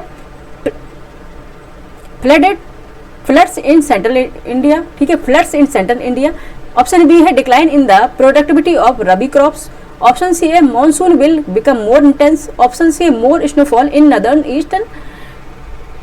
ईस्टर्न इंडिया। बताइए क्या हो जाएगा भारत। ऑप्शन ए है मध्य भारत में बाढ़। ऑप्शन बी रबी फसलों की उत्पादकता में गिरावट। ऑप्शन सी है मानसून अधिक तीव्रता हो जाएगी। ऑप्शन डी पूर्वोत्तर भारत में अधिक हिमपात होगा। बताइए 112 क्या हो जाएगा अगर पश्चिमी विक्षोभ वेस्टर्न डिस्टर्बेंस की आवृत्ति व तीव्रता घट जाए तो सिंपल सी बात है रबी फसलों की उत्पादकता में गिरावट हो जाएगी। जो महावट का काम करते हैं विंटर सीजन में वेस्टर्न डिस्टर्बेंस आता है और अगर वहाँ बारिश होती है जब सर्दियों में तो ये गेहूं की फसल के लिए जो रबी क्रॉप्स की फसल के लिए महावट का काम करते हैं ये अच्छे पैदावार के लिए होते हैं। ठीक है, उस टाइम जो बारिश होती है वो अच्छी पैदावार के लिए होती है रबी क्रॉप्स के लिए। ठीक है, तो ऑप्शन बी इसका हो जाएगा। क्या हो जाएगा रबी फसलों की उत्पादकता में यानी प्रोडक्टिविटी में गिरावट हो जाएगी। 112 का आंसर क्या हो जाएगा बच्चे, बी हो जाएगा, रबी फसलों की उत्पादकता में गिरावट होगी। ठीक है, नेक्स्ट चलेंगे क्वेश्चन नंबर फटाफट कर लेते हैं। क्वेश्चन नंबर 113 सूची फर्स्ट को सूची सेकंड से सम्मिलित करना है। खनिज है एक तरफ प्रमुख उत्पादक राज्य है उनसे मिलाना है। ठीक है, मिनरल्स है मेजर प्रोड्यूसिंग स्टेट हैं। ठीक है, उसके बाद आंसर निकलेगा। आइए मिला लेते हैं, एक तरफ खनिज है एक तरफ उत्पादक राज्य है। ठीक है, आइए मिला लेते हैं। बॉक्साइड है उड़ीसा। बॉक्साइड खनिज है कहाँ पे होता है ये, उत्पादक राज्य कौन सा है, उड़ीसा है। ठीक है, ये फर्स्ट है। वहीं देखेंगे अब्रक है माइका है ये झारखंड है। ठीक है, मिल गया। उसके बाद देखेंगे चूना पत्थर है, चूना पत्थर है ये मध्य प्रदेश है, और मैग्नीज है महाराष्ट्र। ये तो सीधा सीधा सुमेलित है, ठीक है, सीधा सीधा सुमेलित है। ऑप्शन ए इसका राइट आंसर हो गया, ऑप्शन ए इसका राइट आंसर होगा। 113 का ऑप्शन ए का 1, बी का 2, सी का 3, डी का 4, ठीक है, सीधे सीधे सम्मिलित है। नेक्स्ट चलेंगे क्वेश्चन नंबर 114। क्वेश्चन नंबर 114 है सूची फर्स्ट को सूची सेकंड से सम्मिलित करना है और निचले कुछ से सही उत्तर चुनना है। सूची फर्स्ट है, एक तरफ स्थानीय पवन है, लोकल विंड है, एक तरफ रीजन है, वो कहाँ पे फ्लो होती है ये आपको बताना है। फोन है, सिमूक है, सेंटाना है, जोंडा है, ठीक है। अब इनको सम्मिलित करना, उसके बाद आंसर निकले, इसमें सारे सम्मिलित करने वाले हैं, ठीक है। 114 का आंसर बताइए क्या निकलेगा, ठीक है, क्या निकलेगा, ठीक है। फोन है जो ये कहाँ पे है, ये आल्पस पर्वत है, उसके किनारे आप बताया था चलती है, ठीक है। कौन सी फोन, लोकल विंड है, ठीक है। और जो सिमूम है ये चलती है अरब प्रायद्वीप, ठीक है, अरब प्रायद्वीप यानी कि अरब पेनिसुला के। वहीं देखेंगे सेंटा आना चलेगी कहाँ पे, ये है कैलिफोर्निया, ठीक है, जैसे नाम है वहाँ पे कैलिफोर्निया। और जोंडा है अर्जेंटीना, ठीक है, जोंडा है अर्जेंटीना, ठीक है। अब मिला लेते हैं, क्या हो जाएगा, ए का हो जाएगा 4, बी का 2, सी का 3 और डी का 1, 4 2 3 1, 4 2 3 1, बी आंसर होगा, ठीक है, बी आंसर होगा, ऑप्शन बी, ठीक है। 114 का आंसर होगा बी, ए का 4, बी का 2, सी का 3, डी का 1, ठीक है, बी आंसर हो जाएगा। नेक्स्ट चलेंगे क्वेश्चन नंबर 115 पे। क्वेश्चन नंबर 115 है ला नीना की घटनाओं के दौरान भारत के मौसम में सामान्यतः क्या परिवर्तन होता है, ठीक है। What changes usually occur in the weather of India during La Nina events, ठीक है। ऑप्शन ए दक्षिण पश्चिम मानसून कमजोर हो जाता है, ऑप्शन बी उत्तरी भारत में अधिक सर्दी पड़ती है, ऑप्शन सी चक्रवातों की आवृत्ति बढ़ जाती है, ऑप्शन डी बंगाल की खाड़ी में सूखा पड़ता है, ठीक है। क्या बताना है इसका क्या इफेक्ट होगा, ऑप्शन ए जो साउथ वेस्ट मानसून वीक हो जाएंगे, option B northern Indian experience is more cold, option C frequency of cyclone increase, option D है drought occurs in the bay of Bengal, ठीक है। क्या हो जाएगा आंसर इसका ला नीना का इफेक्ट, ठीक है, ये हो जाएगा उत्तरी भारत में अधिक सर्दी पड़ेगी, ठीक है। ऑप्शन बी हो जाएगा उत्तरी भारत में अधिक सर्दी पड़ेगी, ठीक है। इसका इम्पैक्ट क्या होगा, northern Indian experience is more cold, ठीक है, ऑप्शन बी इसका राइट आंसर हो जाएगा। नेक्स्ट चलेंगे, फटाफट करेंगे। 116 है, निम्न में से कौन सी समुद्री धारा शीत धारा नहीं है, आपको बताना शीत धारा नहीं यानी कि कोल्ड करंट नहीं है, तो वार्म का पूछा गया है, ठीक है, पर घुमा दिया, ठीक है question. Which of the following ocean currents is not a cold current, ठीक है। ऑप्शन है लेब्राडोर धारा, ऑप्शन बी कैनरी धारा, ऑप्शन सी ओयोशियो धारा, ऑप्शन डी अगलहास धारा, ठीक है। कैनरी है ये भी ठंडी धारा है, और लेब्राडोर तो ठंडी है सभी जानते हैं, ओयोशियो भी ठंडी है, लेकिन अगलहास जो धारा है ये क्या है, गर्म जल धारा है, वही पूछी गई थी, ठीक है। अगलहास जो है ये हिंद महासागर की जलधारा है और गर्म जलधारा है, ठीक है। 116 का आंसर क्या हो जाएगा बच्चे, डी हो जाएगा अगलहास धारा, ठीक है। नेक्स्ट चलेंगे क्वेश्चन नंबर 117 पे, देखते क्या पूछ रहा है। भारत के उपराष्ट्रपति को देखते हैं, एक मिनट यहाँ पे देख लेते हैं। भारत के उपराष्ट्रपति को पदच्युत करने संबंधी प्रस्तावित किया जा सकता है, कहाँ पे, ऑप्शन ए केवल लोकसभा में, ऑप्शन बी संसद के किसी भी सदन में, ऑप्शन सी संसद की संयुक्त बैठक में, ऑप्शन डी केवल राज्यसभा में। A motion to remove the vice president of India can be proposed in, option A only in the Lok Sabha, option B in either house of the parliament, option C in a joint sitting of the parliament, option D only in the Rajya Sabha. बताइए किसमें हो जाएगा, 117 का answer बताइए फटाफट, कहाँ पे हो जाएगा, केवल राज्यसभा में, ठीक है। ऑप्शन डी हो जाएगा, केवल राज्यसभा में ही पारित किया जा सकता है, ठीक है। ऑप्शन डी इसका राइट आंसर हो जाएगा, केवल राज्यसभा में ही पारित किया जा सकता है, ठीक है, डी हो गया राइट आंसर। नेक्स्ट चलेंगे, ठीक है। नेक्स्ट चलेंगे क्वेश्चन नंबर 118। भारतीय संविधान के कौन से अनुच्छेद नागरिकता यानी कि नागरिकता से संबंधित हैं, which article of the Indian constitution deal with citizenship, ठीक है। आपको बताना ऑप्शन ए अनुच्छेद 3 से 10, अनुच्छेद ऑप्शन बी में अनुच्छेद 4 से 11, ऑप्शन सी अनुच्छेद 5 से 11, ऑप्शन डी अनुच्छेद 6 से 11 बताना। Article 3 to 10 option A, option B में आर्टिकल 4 to 11, ऑप्शन सी में article 5 to 11, option D article 6 to 11, ठीक है। सभी जानते हैं 5 से 11 में है, ठीक है, 5 से 11 में है ऑप्शन सी। सिटीजनशिप किस में है, आर्टिकल 5 to 11 में है, ठीक है, ये सभी जानते हैं। अनुच्छेद 5 से 11 में ऑप्शन सी हो गया इसका राइट आंसर। नेक्स्ट क्वेश्चन है 119। नीचे दो वक्तव्य दिए गए हैं जिनमें से एक को कथन है और दूसरे को आर कहा गया है। Given below two statement, one which is the labeled as statement A and the other as reason R. Statement A है, भारत के केंद्रीय लोकसभा और राज्यों की विधानसभाओं के निर्वाचन में सदस्यों को बहुमत पाने वाले राजनीतिक दल की सरकार बनाते रहे हैं, न कि मतों का बहुमत पाने वाले। ठीक है, कारण R है, बहुमत प्रणाली पर आधारित निर्वाचनों में प्राप्त मतों की अपेक्षित बहुलता के आधार पर ही परिणाम का निर्णय होता है। ऊपर जो वक्तव्य दी है उसके अकॉर्डिंग आपको आंसर निकालना है। स्टेटमेंट में ए है, in the election of the central Lok Sabha and state assemblies of India the political parties that get majority of members have been forming the government and not those that get majority of votes. ठीक है, reason R है, in this election based on majority system the result in decided on the basis of relative majority of votes received, which of the following correct is contest of the above two statements. ठीक है, आपको बताना कौन सा इसमें सही होगा। बिल्कुल सही है, इसमें 119 का अगर अच्छे से पढ़ा होगा वो बता देगा। ठीक है, अच्छे से पढ़ा होगा वो बता देगा। ठीक है, क्या है इसमें है, भारत के केंद्रीय लोकसभा और राज्यों की विधानसभाओं के निर्वाचन में सदस्यों का बहुमत पाने वाले राजनीतिक दल ही सरकार बनाते हैं, ना कि मतों का बहुमत पाने वाले। ठीक है, वहीं देखेंगे कारण आर है, बहुमत प्रणाली पर आधारित निर्वाचनों में प्राप्त मतों की अपेक्षित बहुलता के आधार पर परिणाम का निर्णय होता है। ठीक है, ये भी सही है। तो 119 का आंसर हो जाएगा अपना, क्या हो जाएगा, ए और आर दोनों सही है और आर ए की सही व्याख्या है ऑप्शन ए। ठीक है, ऑप्शन ए हो जाएगा, both A and R correct and R is the correct explanation of A. Option A is the right answer of this question, option A हो जाएगा। ठीक है, ऑप्शन ए हो जाएगा। नेक्स्ट चलेंगे क्वेश्चन नंबर 120, फटाफट करेंगे, 30 क्वेश्चन अभी बकाया हैं बच्चे। 120 निम्नलिखित कथनों पर विचार करें। राइट टू वोट एक वैधानिक अधिकार है, मौलिक नहीं। और सेकंड में दिया गया, non of the above NOTA विकल्प का संवैधानिक आधार अनुच्छेद 19 फर्स्ट ए में निहित है। थर्ड में भारतीय चुनाव आयोग को नोटा को बाध्यकारी बनाने की शक्ति प्राप्त है। उपयुक्त में विकल्प आपको चुनना है। ठीक है, consider the following statement, right to vote is a legal right not a fundamental one. ठीक है, सेकंड में दिया गया, the constitutional basis of the none of the above NOTA option lies in article 19 first A. ठीक है, 19 first है। Next देखें, अभिव्यक्ति विचार की अभिव्यक्ति है, हमें पसंद है तो भी हम नोटा का क्या है, नॉन ऑफ द अभी अबव। ठीक है, ये है विचार की अभिव्यक्ति, इनकी स्वतंत्रता 19 फर्स्ट है कि अगर हमें वो नोटा में जो अगर हमें लीडरशिप जिसकी पसंद नहीं है, हम नहीं उसे लाइक करेंगे, हम नहीं वोट देंगे। ठीक है, ये इस पे है, अगर आपको पसंद है तो आप वोट देंगे। नोटा का मतलब है ना कि हमें इसमें कोई भी पसंद नहीं है। ठीक है, नेक्स्ट है, the election commission of the India has the power of make NOTA mandatory.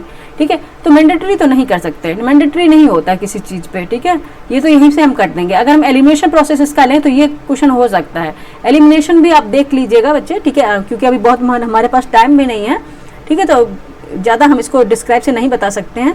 ठीक है, एलिमिनेशन प्रोसेस भी बहुत कारगर है। ठीक है, देखेंगे 3 अगर गलत हो गया तो हमने इसको हटा दिया, ये भी हटा दिया, सभी तो हो ही नहीं सकता। तो आंसर क्या निकल आया, आंसर हो गया ओनली ए, ओनली ए है। ठीक है, टाइम की पाबंदी है बच्चे, नहीं बताने को तो बहुत कुछ बताने वाले थे।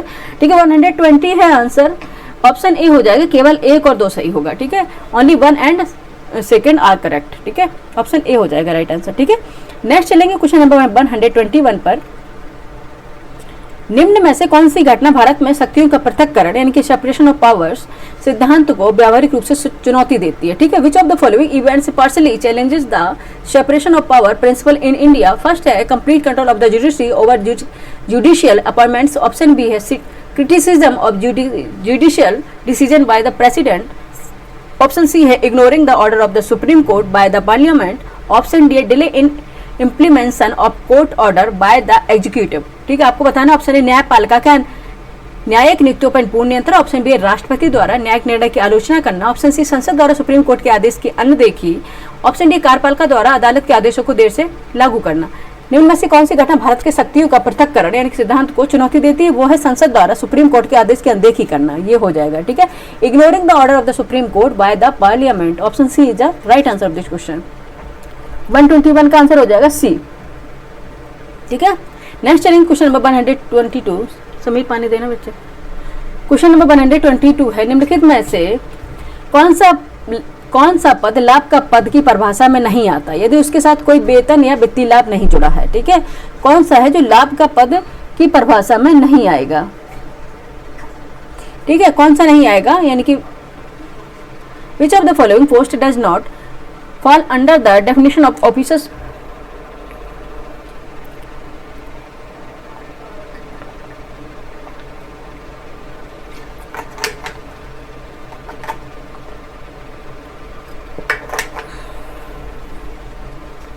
which of the following post does not fall under the definition of office of profit in no salary or financial benefits in attached to it. ठीक है, फर्स्ट है vice chancellor of state university, option B member of state planning commission, option C adviser to Pradhan Mantri Gramin Awas Yojana, option D nominal chairman of municipal corporation. ठीक है, आपको बताना है option A है कौन सा है जो लाभ के पद की परिभाषा में नहीं आता है। ऑप्शन ए राज्य विश्वविद्यालय के कुलपति, ऑप्शन बी राज्य योजना आयोग का सदस्य, ऑप्शन सी प्रधानमंत्री ग्रामीण आवास योजना के सलाहकार, ऑप्शन डी नगर निगम नाम मत का अध्यक्ष। ये नहीं आएगा, नाम मत का अध्यक्ष नहीं आएगा। Nominal chairperson of municipal corporation. ठीक है, ऑप्शन हो जाएगा डी हो जाएगा इसका राइट आंसर। ठीक है, 122 का आंसर हो जाएगा बच्चे डी। नगर निगम का जो नाम मत का अध्यक्ष होगा वो ऑफिस ऑफ प्रॉफिट के पोस्ट का एलिजिबल नहीं होता है। ठीक है, नेक्स्ट देखिए क्वेश्चन नंबर 123। हाल ही में लागू पोषण 2.0 2025 किस नीति निर्देशक सिद्धांत के सर्वाधिक संबंध है। आपको पता है ना, the recently implemented Poshan 2.0 2025 is most closely associated with which directive principle of policy. ठीक है, कौन सा हो जाएगा? Option A article 39A, option B article 47 और ऑप्शन सी में हो जाएगा आर्टिकल 41, ऑप्शन डी में आर्टिकल 45। ठीक है, किसमें 47 है? पोषण अभिव्यक्ति की आपने देखा होगा डीपीएस में कौन से आर्टिकल में है पोषण संबंधी जो बात की गई है, डीपीएस में कौन से आर्टिकल में की गई है? बी में की गई है। ठीक है, 123 का आंसर बी में की गई है, अनुच्छेद 47 में है। ठीक है, नेक्स्ट चलेंगे क्वेश्चन नंबर 124।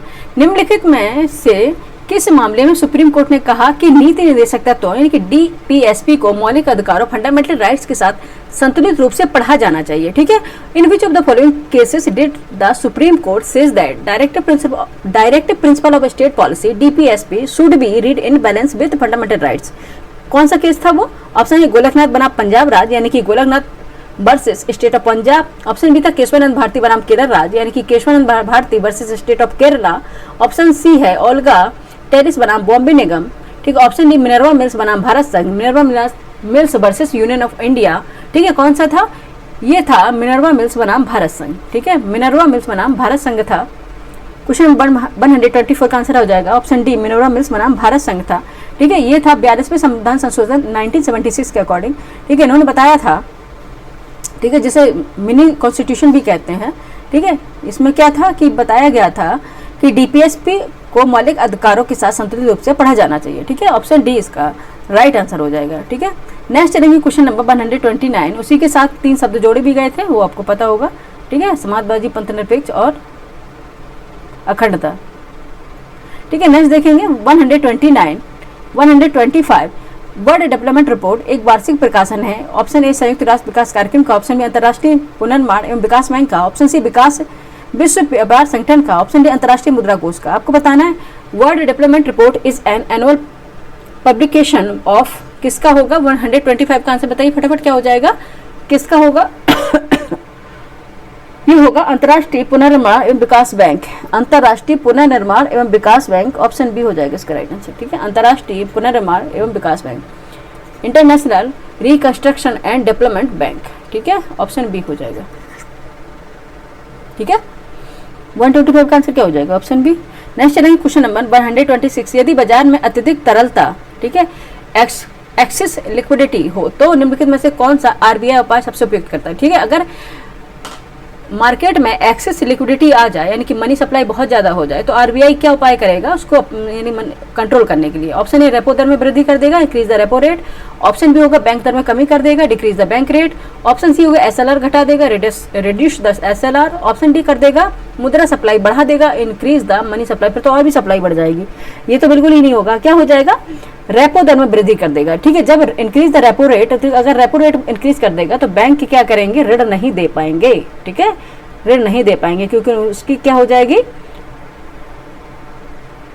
रेपो रेट ज़्यादा हो जाएगी। ठीक है, ये मार्केट में एक्सेस लिक्विडिटी को कंट्रोल करने का उपाय है। ठीक है, 126 का आंसर क्या हो जाएगा?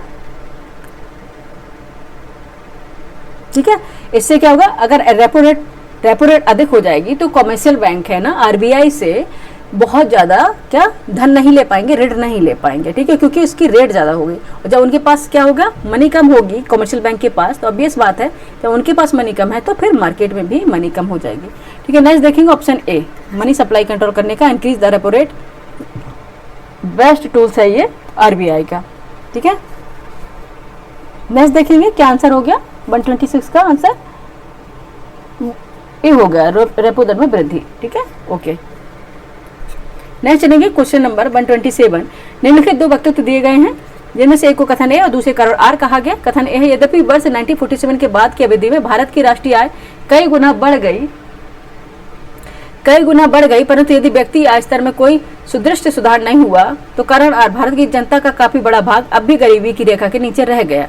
ठीक है, कारण आर कहा गया। ऊपर दोनों कथनों के संदर्भ में से कौन सा कथन सही होगा? ठीक है, the following two statement are given, one of the which is called the assertion and second the reason. Assertion है although India national income has increased many times in the period after 1947, there has been no significant improvement in the level of per capita income. ठीक है, reason R है, a large section of India population is still living below the poverty line. ठीक है, in the context of the above two statement which of the following is correct, आपको बताना है।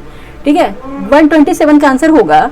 ठीक है, although India's national income increased many times in the period after 1947, there has been no significant improvement in the level of per capita income. Reason R है, a large section of India population is still living below the poverty line. ठीक है, क्या हो जाएगा?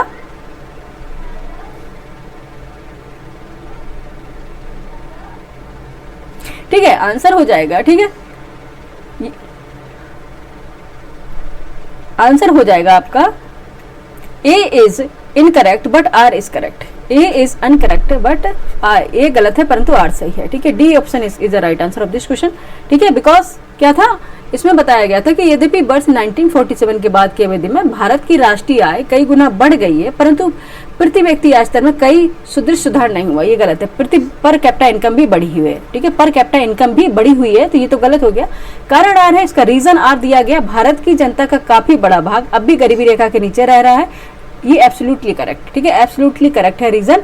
ठीक है, तो जब रीजन ये सही है तो फिर आंसर अपना कौन से ड्राइव हो जाएगा, आंसर हो जाएगा ए गलत है परंतु आर सही, option D is a right answer of this question. ठीक है, 127 का आंसर फटाफट बताइए बच्चे, डी हो जाएगा, ए गलत है परंतु आर सही है। ठीक है, next question is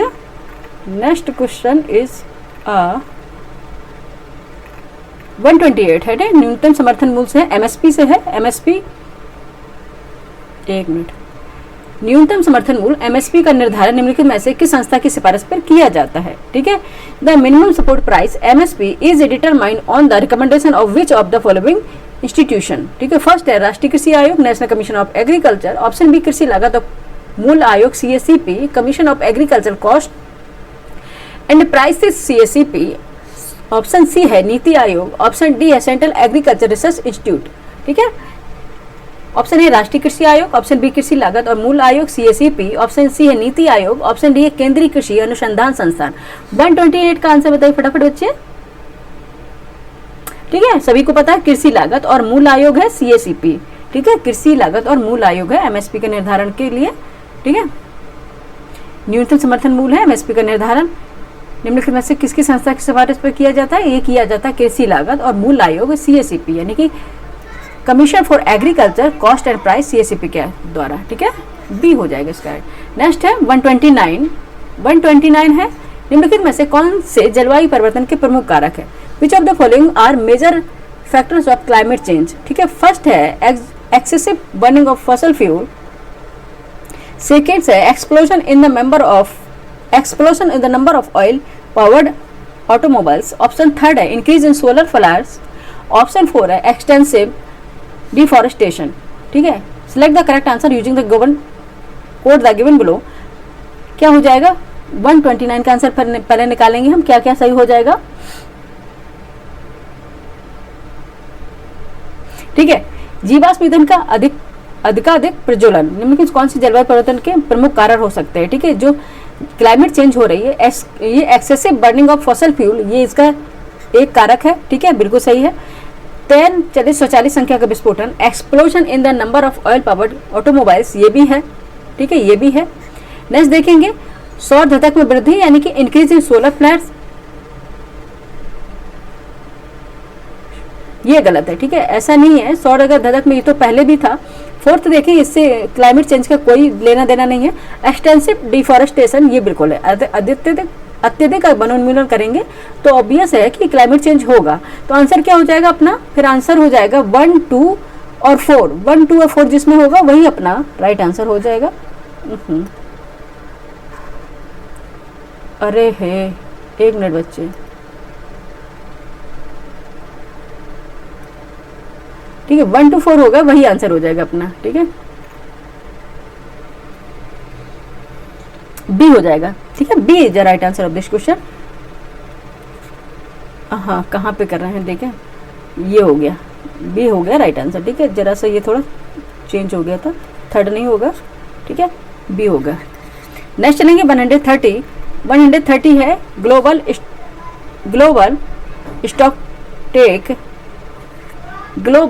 stock take शब्द हाल में ही चर्चा में रहा है, यह मुख्यतः किससे संबंधित है? The term global stock take has been is news recently, it is mainly related to, ठीक है, किससे होगा? कार्बन टैक्स निर्धारण, ऑप्शन बी जीवाश्म ईंधन पर वैश्विक प्रतिबंध, ऑप्शन सी पेरिस समझौते की प्रगति की मूल्यांकन प्रक्रिया, ऑप्शन डी सतत विकास लक्ष्यों की निगरानी प्रक्रिया। ठीक है, ये होगा डी। ठीक है, option A determination of carbon tax, option B होगा global ban of fossil fuel, option C होगा process of assessing the progress of the Paris agreement, option D है monitoring process of the sustainable development goals. ठीक है, बताइए क्या हो जाएगा? 130। फटाफट करेंगे क्योंकि टाइम कम है, टाइम की कमी है बच्चे। ठीक है, 130 का आंसर क्या हो जाएगा? सी, पेरिस समझौते की प्रगति के मूल्यांकन की प्रक्रिया होगी। पेरिस समझौते की प्रगति की मूल्यांकन प्रक्रिया होगी, इसमें पेरिस समझौते की प्रगति की मूल्यांकन प्रक्रिया होगी। ठीक है, process of assessing the progress of the Paris agreement, option C is the right answer of this question. ठीक है, नेक्स्ट चलेंगे क्वेश्चन नंबर 131। शेषाचलम जयमंडल आरक्षित क्षेत्र, शेषाचलम बायोस्फीयर रिजर्व किसके लिए प्रसिद्ध है? Option A red sandalwood, option B सफेद बाघ संरक्षण, ऑप्शन सी भारत का एकमात्र नमक दलदली पारिस्थितिकी तंत्र, ऑप्शन डी वनों में गिद्धों का पुनर्वास। ठीक है, the Seshachalam biosphere reserve in famous for red sandalwood, option B white tiger conservation, option C India's only salt marsh ecosystem, option D है rehabilitation of vulture in forest. बताइए किससे संबंधित होगा? Seshachalam. Seshachalam is related to which reason?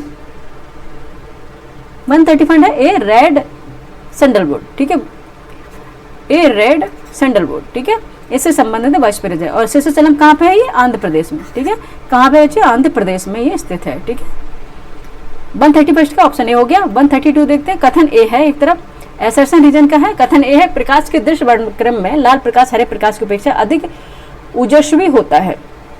कारण आ रहा है, reason है, लाल प्रकाश का तरंग दैर्घ्य हरे प्रकाश के तरंग दैर्घ्य से अधिक होता है। ठीक है, एसर्शन ए है in the visible spectrum of light red light in more energetic than green light, reason R the wavelength of red light is greater than wavelength of green light, choose the correct option.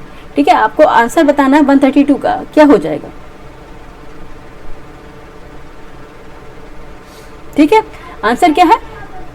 In the visible spectrum of light red light is more energetic than green light. ये गलत हो जाएगा। ठीक है, ये गलत हो जाएगा। ठीक है, इसमें देखा प्रकाश के दृश्य वर्णक्रम में लाल प्रकाश हरे प्रकाश की अपेक्षा अधिक ओजस्वी होता है। गलत है।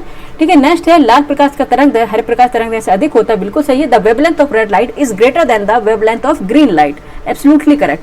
ठीक है, रीजन है ये करेक्ट है। ठीक, आंसर हो जाएगा ए गलत परंतु आर सही, ऑप्शन ए।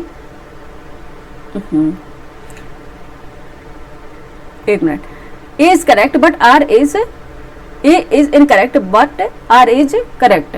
ऑप्शन हो जाएगा 132 का डी। ए गलत है परंतु आर सही है। ए गलत है परंतु आर सही है। डी हो जाएगा राइट आंसर। ठीक है, डी हो जाएगा इसका राइट आंसर। ठीक है, क्या हो जाएगा? डी। नेक्स्ट चलेंगे क्वेश्चन नंबर 133 पे। ध्वनि किस माध्यम से सबसे तेज गति से चलती है? आपको बताना in which medium does sound travel the fastest. ठीक है, किसमें? ऑप्शन ए वायु, ऑप्शन बी जल, ऑप्शन सी लोहा, ऑप्शन डी निर्वात। किस? एयर, वाटर, आयरन या वैक्यूम? पढ़ो। किसमें सबसे ज्यादा फास्ट से चलेगी? ठीक है, ध्वनि ट्रैवल करेगी, यानी कि साउंड सबसे ज्यादा ट्रैवल किस मीडियम में सबसे ज्यादा करेगा? 133 बताइए क्या हो जाएगा? लोहा। ठीक है, वायु और जल और निर्वात में अगर देखें तो किसमें होगा? आयरन में। ठीक है, क्योंकि अब स्टील पूछ के आयोग थक गया, तब लोहा पूछने लग गया। ठीक है, ऑप्शन सी राइट आंसर हो जाएगा, है ना बच्चे? आपने देखो कि पहले हमेशा स्टील ही रखते थे इसमें ऑप्शन में। 133 आंसर क्या हो जाएगा? आयरन हो जाएगा। नेक्स्ट 134 है, निम्नलिखित में से कौन सी धातु सर्वाधिक कठोर मानी जाती है? Which of the following metal is consider the hardest? ठीक है, option A gold, option B iron, option C platinum, option D tungsten. ठीक है, कौन सी है? टंगस्टन होगी। ठीक है, टंगस्टन होगी। ठीक है, डी हो जाएगा राइट आंसर। 134 का आंसर क्या हो जाएगा बच्चे? डी हो जाएगा, टंगस्टन होगी। नेक्स्ट चलेंगे क्वेश्चन नंबर 135। एक व्यक्ति, ठीक है, एक व्यक्ति जिसका रक्त समूह, एक मिनट, ए है, सड़क दुर्घटना में गंभीर रूप से घायल हो जाता है तथा चिकित्सक रक्तदान की सलाह देते हैं, उसके संबंधियों को रक्तदान हेतु कहा जाता है। जिनके रक्त समूह इस प्रकार पाए गए हैं, आपको बताइए किससे वो बताना, कौन से संबंधी उस घायल व्यक्ति को रक्तदान हेतु रक्तदान कर सकते हैं। ठीक है, a person with blood group A is seriously injured in a road accident and the doctor advise a blood transfusion his relatives and ask the donate blood and their blood group are found to be as follows. अब ये blood group दिए गए हैं, wife का O है, सन का ए है, brother का ए बी है, डॉटर का ओ है। Which of the above relatives can donate blood to the injured person? आपको बताना किससे ले सकते हैं। ठीक है, ऑप्शन ए में है पत्नी का ब्लड ग्रुप ओ है, भाई का है, ब्रदर का ए बी है और पुत्र का ए है और पुत्री का ओ है। बताइए। ठीक है, किससे ले सकते हैं? फर्स्ट है ये पत्नी से ले सकता है, वाइफ। थर्ड ए है ओ ए एंड फोर्थ ओ, पुत्री तो ओ है ही, किससे ले सकता है? अगर जिसका रक्त ब्लड ग्रुप ए है, अगर वो इंजर्ड, किससे वो ब्लड मतलब ले सकता है, ग्रहण कर सकता है, वो होगा ओ ए और किससे? ये पुत्री का ओ ही दिया गया है, तो आंसर हो जाएगा आपका डी। वो ए बी से नहीं ले सकता, लेकिन ठीक है, दे सकता है। हाँ, ए बी से नहीं ले सकता, वो ए बी को ब्लड दे सकता है। ठीक है, तो आंसर क्या हो जाएगा आपका? डी हो जाएगा आंसर। ठीक है, डी राइट आंसर हो जाएगा। ठीक है, डी राइट आंसर हो जाएगा। 135 का आंसर क्या हो गया? D, first, third and fourth.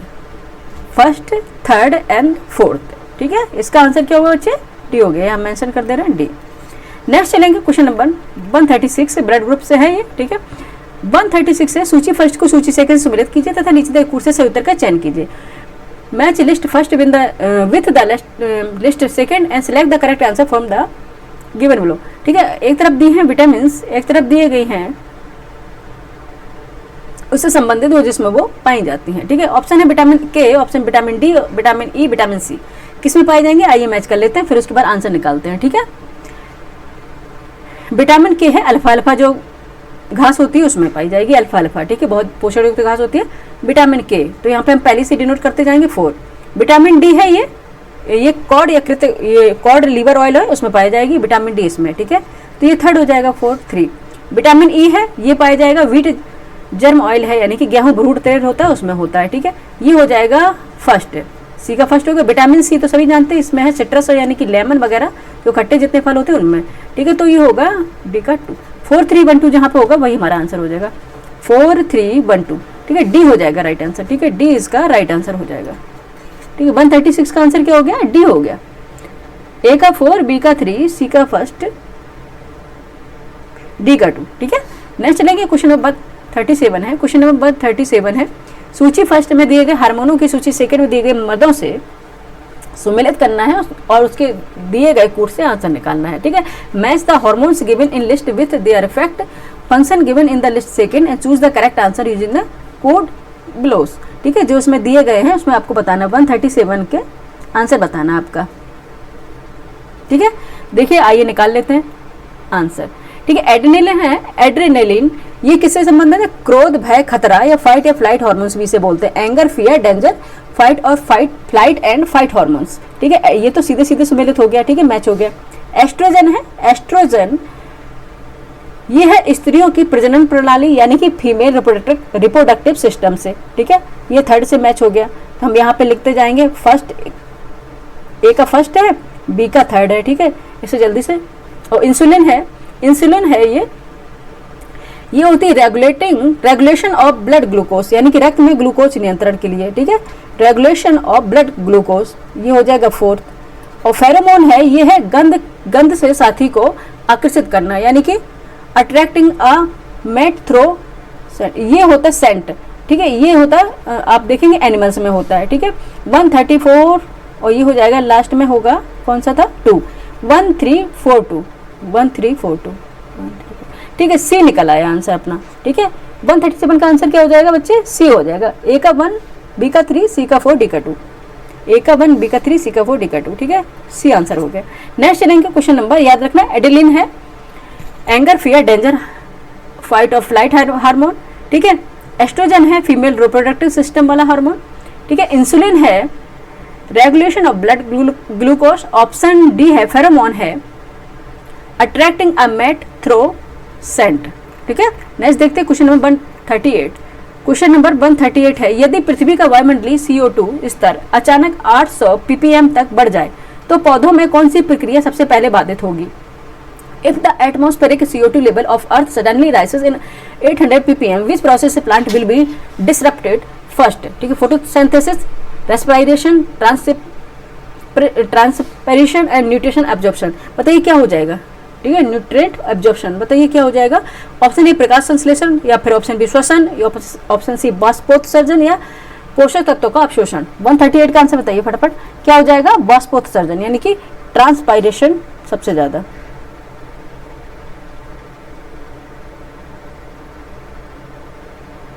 Transpiration सबसे ज्यादा अफेक्ट होगा। ठीक है, ऑप्शन सी हो जाएगा। नेक्स्ट चलेंगे 139। यदि एक व्यक्ति लगातार एल्युमिनियम फॉयल में गर्म भोजन खाता है तो दीर्घकालिक रूप से किस जैव रासायनिक प्रभाव की आशंका हो सकती है? ऑप्शन ए है अम्लता बढ़ना यानी कि इंक्रीज एसिडिटी। ऑप्शन बी है न्यूरोटॉक्सिसिटी और अल्जाइमर संबंधी लक्षण, neurotoxicity and Alzheimer's related symptoms आ सकते हैं। ऑप्शन सी में रक्त में हीमोग्लोबिन स्तर में वृद्धि हो सकती है, increase in haemoglobin level in the blood. Option D होगा लीवर एंजाइम्स की सक्रियता बढ़ना इनकी increase activity of liver enzymes. 139 का आंसर बताइए फटाफट, क्या हो जाएगा? ठीक है, क्या हो जाएगा? न्यूरोटॉक्सिसिटी और एल्जाइमर संबंधी लक्षण उसमें आने लग जाएंगे। ठीक है, न्यूरोसिटी एंड एल्जाइमर्स रिलेटेड सिम्टम्स दिखने लग जाएंगे। ऑप्शन बी इसका राइट आंसर हो जाएगा। नेक्स्ट है 140। ठीक है, 140 फटाफट कर लेंगे, 10 क्वेश्चन बकाया है हमारे। नेक्स्ट है 140। हाल ही में प्रधानमंत्री धन धान कृषि योजना PMDDKY को केंद्रीय मंत्रिमंडल द्वारा अनुमोदित किए जाने के संदर्भ में निम्न कथनों पर विचार करना। कथन ये है, प्रधानमंत्री धन धान कृषि योजना PMDDKY के अंतर्गत चयनित जिले राष्ट्रीय औसत से बेहतर प्रदर्शन करने वाले जिले हैं। कारण है इस योजना का उद्देश्य कृषि उत्पादकता में और अधिक वृद्धि कर भारत को वैश्विक कृषि शक्ति बनाना। ठीक है, recently in the context of the prime minister धन धान कृषि योजना PMDDKY being approved by the Union Cabinet, consider the following statement. Assertion A is the districts selected under the PMDDKY are those performing better than the national average. Reason R है, the objectives of this scheme is the further increase agriculture productivity and make India and global agriculture power. Choose the appropriate answer from the option given below. Answer क्या हो जाएगा? 140 का answer. ठीक है, answer क्या हो जाएगा? इसमें ए गलत है। ठीक है, औसत से बेहतर प्रदर्शन वाले जिले नहीं है। ठीक है, कारण आर सही है। ठीक है, तो आंसर हो जाएगा ए गलत पर तर सही, सी आंसर हो जाएगा। ठीक है, 140 का आंसर क्या हो जाएगा? सी हो जाएगा। ए गलत है, आर सही है। ठीक है, सी हो जाएगा। यहाँ पे हम इसको मेंशन कर दे रहे हैं। ठीक है, नेक्स्ट है 141। निहाल ही में डुप्लीकेट मतदाता पहचान, निहाल नहीं हाल में है, रिसेंटली वही हम कहें ये क्या निहाल। ठीक है, ये इसमें नहीं है। हाल ही में डुप्लीकेट मतदाता पहचान पत्र विवाद के संदर्भ में निम्नलिखित कथनों पर विचार करें। ठीक है, फर्स्ट है मतदाता फोटो पहचान पत्र EPIC की शुरुआत भारत में वर्ष 1993 में की गई थी। सेकेंड स्टेटमेंट है एक व्यक्ति एक से अधिक निर्वाचन क्षेत्र में पंजीकृत हो सकता है लेकिन केवल एक बार मतदान कर सकता है। थर्ड है डुप्लीकेट EPIC की समस्या का समाधान ई निर्वाचन नेटवर्क प्रणाली एरोनेट से संभव है। बताइए क्या सही हो जाएगा। Recently in the context of the duplicate voter ID card controversy consider the following statement. First statement है the electors photo identity card EPIC was introduced in India in the year 1993।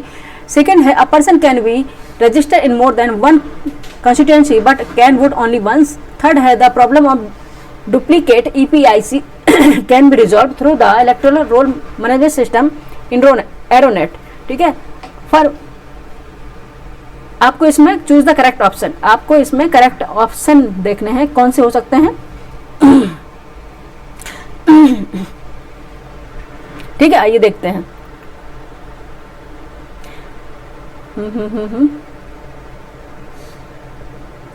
ठीक है, आइए देखते हैं। मतदाता फोटो पहचान पत्र EPIC की शुरुआत भारत में बस 1993 में की गई थी। Absolutely correct. ठीक है, एब्सोल्युटली करेक्ट। 141 और सेकंड है एक व्यक्ति एक से अधिक निर्वाचन क्षेत्र में पंजीकृत हो सकता है लेकिन केवल एक बार मतदान कर सकता है। नहीं, एक ही कहीं से भी एक ही निर्वाचन क्षेत्र से पंजीकृत हो सकता है, वहीं पे जाके मतदान करेगा। ठीक है, लोग पागल नहीं है। जब देखे होंगे आपने, ये आप अगर अपने सिंपल अपने लाइफ से जोड़ के भी देखेंगे, आपने देखा होगा जो इंसान जहाँ रहता है फिर वो अपने वोट करने के लिए अपने यहाँ पे जाता है निर्वाचन क्षेत्र पे। क्यों जाता है? क्योंकि वो एक ही जगह से निर्वाचित क्षेत्र से ही वोट कर सकता है, वोटिंग कर सकता है। ठीक है, तो ये तो गलत हो जाएगा। थर्ड है डुप्लीकेट EPIC की समस्या का समाधान ई निर्वाचन नेटवर्क प्रणाली एरोनेट से संभव है। बिल्कुल सही है। तो सेकंड गलत हो गया। एलिमिनेशन प्रोसेस आइए हम यूज कर लेते, सभी सही होंगे नहीं। 2 गलत है तो इसमें 2 भी गलत हो गया, 2 इसमें भी गलत है, ये भी गलत हो गया। एलिमिनेशन प्रोसेस काम आ गया, ऑप्शन ए निकल आया। ठीक है, ऑप्शन ए राइट आंसर हो गया। 141 का आंसर हो जाएगा ऑप्शन ए, केवल 1 और 3 सही। ठीक है, एलिमिनेशन प्रोसेस ऐसे जितने भी क्वेश्चन होते हैं इसमें एलिमिनेशन प्रोसेस काम आ जाता है। नेक्स्ट देखेंगे क्वेश्चन नंबर 142। हाल ही में जारी लीड से 2024 report logistic ease across different state के अनुसार उत्तर प्रदेश को निम्न में से किस रेटिंग श्रेणी में वर्गीकृत किया गया है। ठीक है, according the recently release leads 2024 report logistic ease across different state in the which of the following rates categories has Uttar Pradesh has been classified. ठीक है, कौन से एस्पायर्स है, अचीवर्स है, फास्ट मूवर्स है या इनोवेस्टर्स है। ठीक है, यूपी का मतलब उत्तर प्रदेश का आपको बताना है किस रेटिंग में रखा गया है, किस रेटिंग श्रेणी में रखा गया है। ये आपका करंट अफेयर से संबंधित क्वेश्चन है, ये हो जाएगा। ठीक है, किस श्रेणी में रखा गया? अचीवर्स। ठीक है, अचीवर्स की श्रेणी में रखा गया है। ठीक है, ऑप्शन बी राइट आंसर हो जाएगा। ठीक है, ऑप्शन बी राइट आंसर हो जाएगा, अचीवर्स की श्रेणी में रखा गया है। नेक्स्ट देखेंगे क्वेश्चन नंबर 143 है। वर्ष 2022 में सबसे अधिक जलवायु घटनाओं से प्रभावित देश कौन सा था जिसके कारण वह क्लाइमेट रिस्क इंडेक्स 2025 में शीर्ष स्थान पर रहा। ठीक है, which country was the most affected by climate events in 2022 making it rank at the top of the climate risk index 2025। ठीक है, आपको बताना वह है option A India, option B Italy, option C Pakistan, option D Brazil. नहीं, Brazil नहीं, Belize. बताइए कौन सा हो जाएगा। 143 का आंसर बताइए कौन सा हो जाएगा? सी पाकिस्तान। ठीक है, पाकिस्तान। नेक्स्ट देखेंगे क्वेश्चन नंबर 144। ब्रिक्स समूह के 2025 के हालिया विस्तार के संदर्भ में निम्नलिखित में से कौन सा देश अभी तक औपचारिक रूप से पूर्व सदस्य नहीं बना है? कौन सा नहीं बना आपको बताना। In the contest of the recent expansion of the BRICS group in the 2025, which of the following countries has not yet formally because of full members? Ethiopia, Saudi Arabia, Iran या इंडोनेशिया। ठीक है, कौन सा है अभी औपचारिक रूप से पूर्व सदस्य नहीं बना है? नहीं बना, ये बताना आपको। ठीक है, इसलिए हम अंडरलाइन पहले से ही कर दिया है कि आपसे कहीं पे गलत ना हो। ठीक है, कौन सा नहीं बना अभी? सऊदी अरब नहीं बना है, सऊदी अरब नहीं बना, ऑप्शन बी सऊदी अरेबिया नहीं बना है। ठीक है, 144 का आंसर हो जाएगा ऑप्शन बी। ठीक है, नेक्स्ट चलेंगे क्वेश्चन नंबर 145। क्वेश्चन नंबर 145 है उत्तर प्रदेश बजट 2025-26 में निम्नलिखित में से किस योजना के लिए सर्वाधिक राशि का आवंटन किया गया है? Option A MNREGA, option B वृद्धावस्था किसान पेंशन योजना, ऑप्शन सी प्रधानमंत्री आवास योजना ग्रामीण, ऑप्शन डी मुख्यमंत्री युवा उद्यमी योजना। बताइए, in the Uttar Pradesh budget 2025-26 which of the following scheme has been allocated in the highest amount.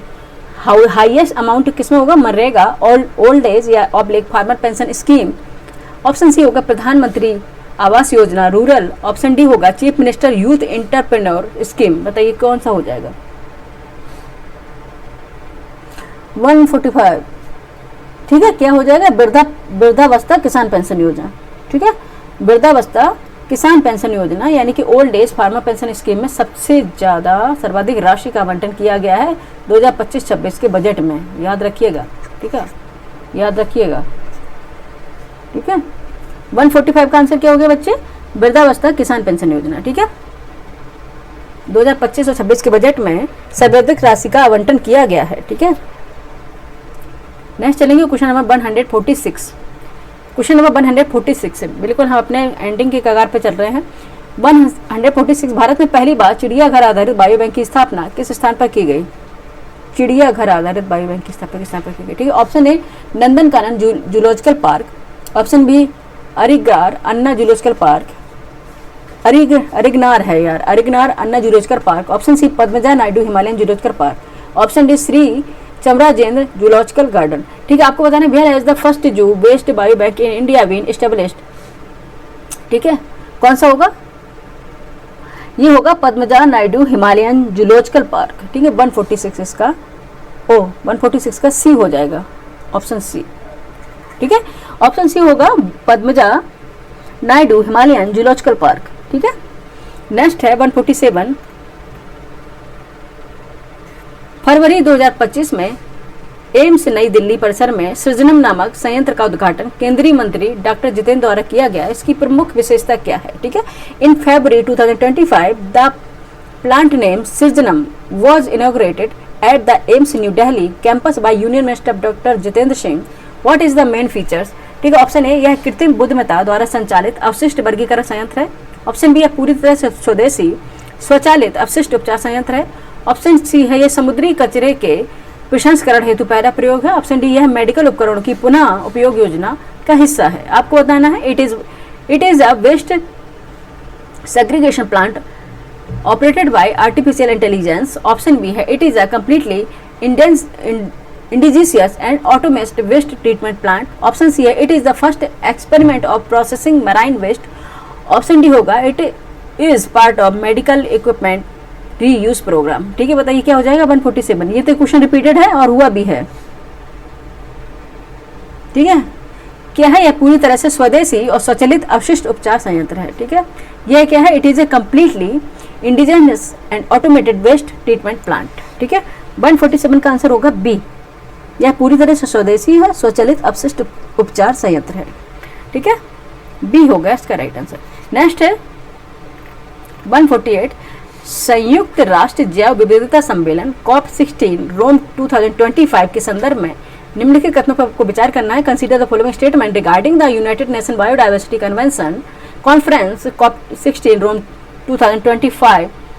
First statement है COP16 the global environment facility finalize the structure of the global biodiversity framework fund and the desire amount of $1 billion was secured by 2025. Second statement है India proposed the establishment of an autonomous biodiversity credit market during the conference. Third है during the conference the loss and damage fund was recognized as an alternative mechanism for biodiversity related losses.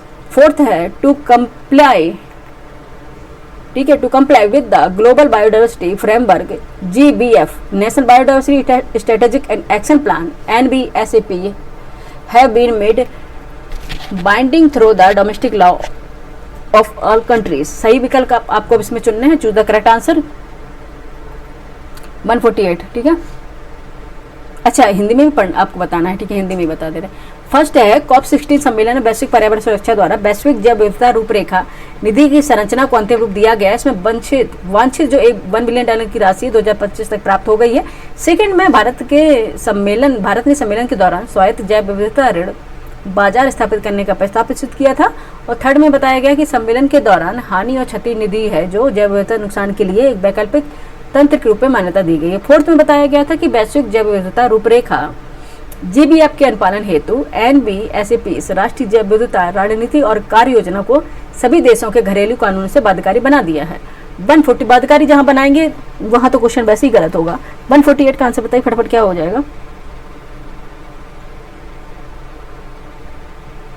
ठीक है, मैंने पहले कहा था वहां तो वैसे ही गलत होगा। ठीक है, ये गलत है। 4 तो सही है ही नहीं, 3rd भी सही नहीं है, 2 भी सही नहीं है और 1st भी सही नहीं है। ठीक है, इसमें पहली बार ऐसा कोई क्वेश्चन आया जिसमें कोई विकल्प सही नहीं है। ठीक है, तो आंसर क्या हो जाएगा? डी, उपयुक्त में से कोई नहीं।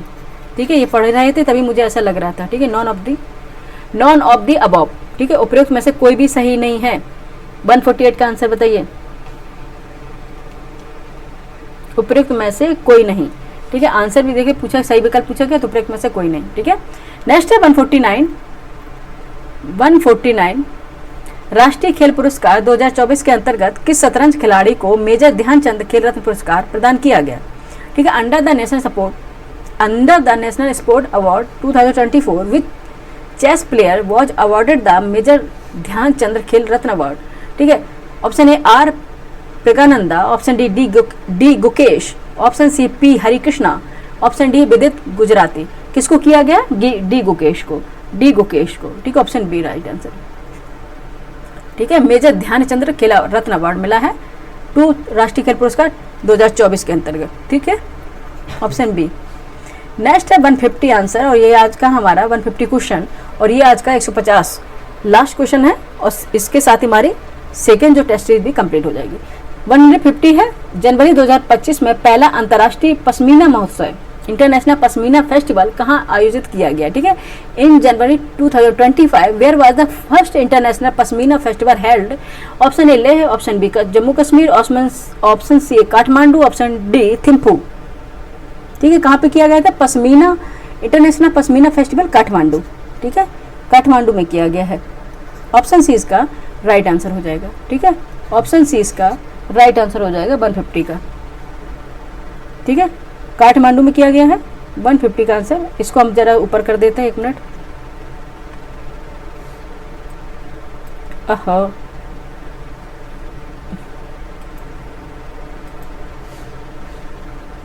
एक मिनट बच्चे। ठीक है,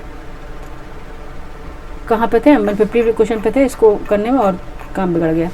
ठीक है, क्या था? काठमांडू, ये दिखाना था आप लोगों को, काठमांडू। ठीक है, ऑप्शन सी इसका राइट आंसर हो गया। यहाँ 150 क्वेश्चन हमारे कंप्लीट हो गए। पीसीएस का जो टेस्ट था सेकंड वो भी हमारा कंप्लीट हो गया। ठीक है, कल हम स्पेशल क्लास लेके आएंगे, संडे है कल, और कल हम स्पेशल क्लास लेके आएंगे, ऐसी क्लास जिसे देख के आपका मन खुश हो जाएगा। ठीक है, और ऐसा है वो आपको क्लास बहुत ही कम देखने को मिलेगी और बहुत ही कम लोग उस चीज़ को पढ़ाते हैं। ठीक है, क्योंकि सीसेट है, आई नो दैट कि सीसेट क्वालिफाइंग मार्क्स हैं।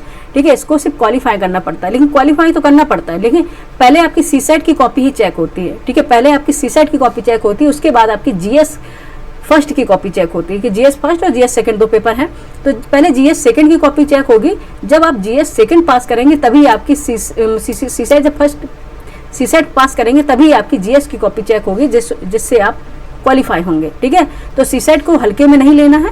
कल हम आपके लिए लेकर आ रहे हैं संप्रेषण एवं संचार कम्युनिकेशन स्किल से संबंधित क्वेश्चन, जितने हो सकते हैं हम क्वेश्चन लेकर आएंगे।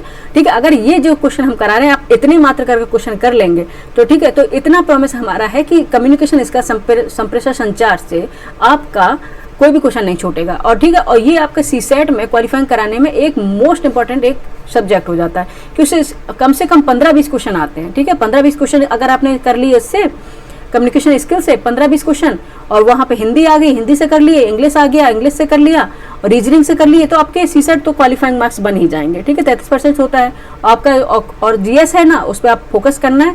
और साथ में सीसेट का हम संडे क्लास लेंगे। ठीक है, एक्चुअली संडे को हम 2 क्लास ले लेंगे अगर आपको जैसा लगेगा, जिसके आपका सीसेट ना रुकना चाहिए। ठीक है, सीसेट ना रुके तो रीजनिंग तो आप कर ही लेंगे, रीजनिंग बहुत ज़्यादा नहीं ऐसा हार्ड आता है।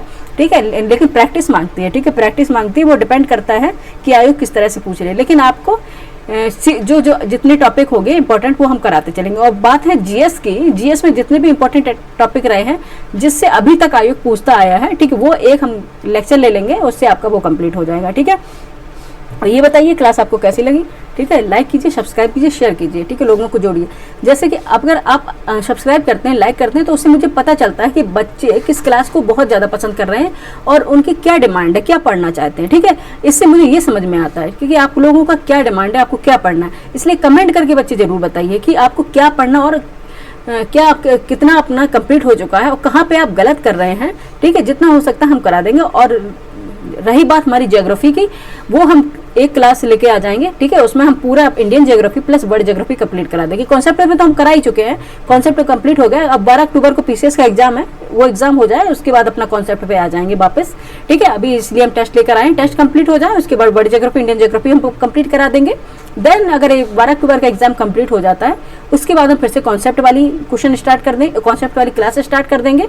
उसके बाद एसआई का भी एग्जाम है, उसके लिए ये लेकर चलेंगे। ठीक है, ठीक है, आप बताइए क्लास आपको कैसी लगी। आपके पास टाइम बहुत कम है इसलिए ज़्यादा टाइम नहीं लेते हैं। ठीक है, आप लोग रिवीजन करते रहिए सभी सब्जेक्ट का।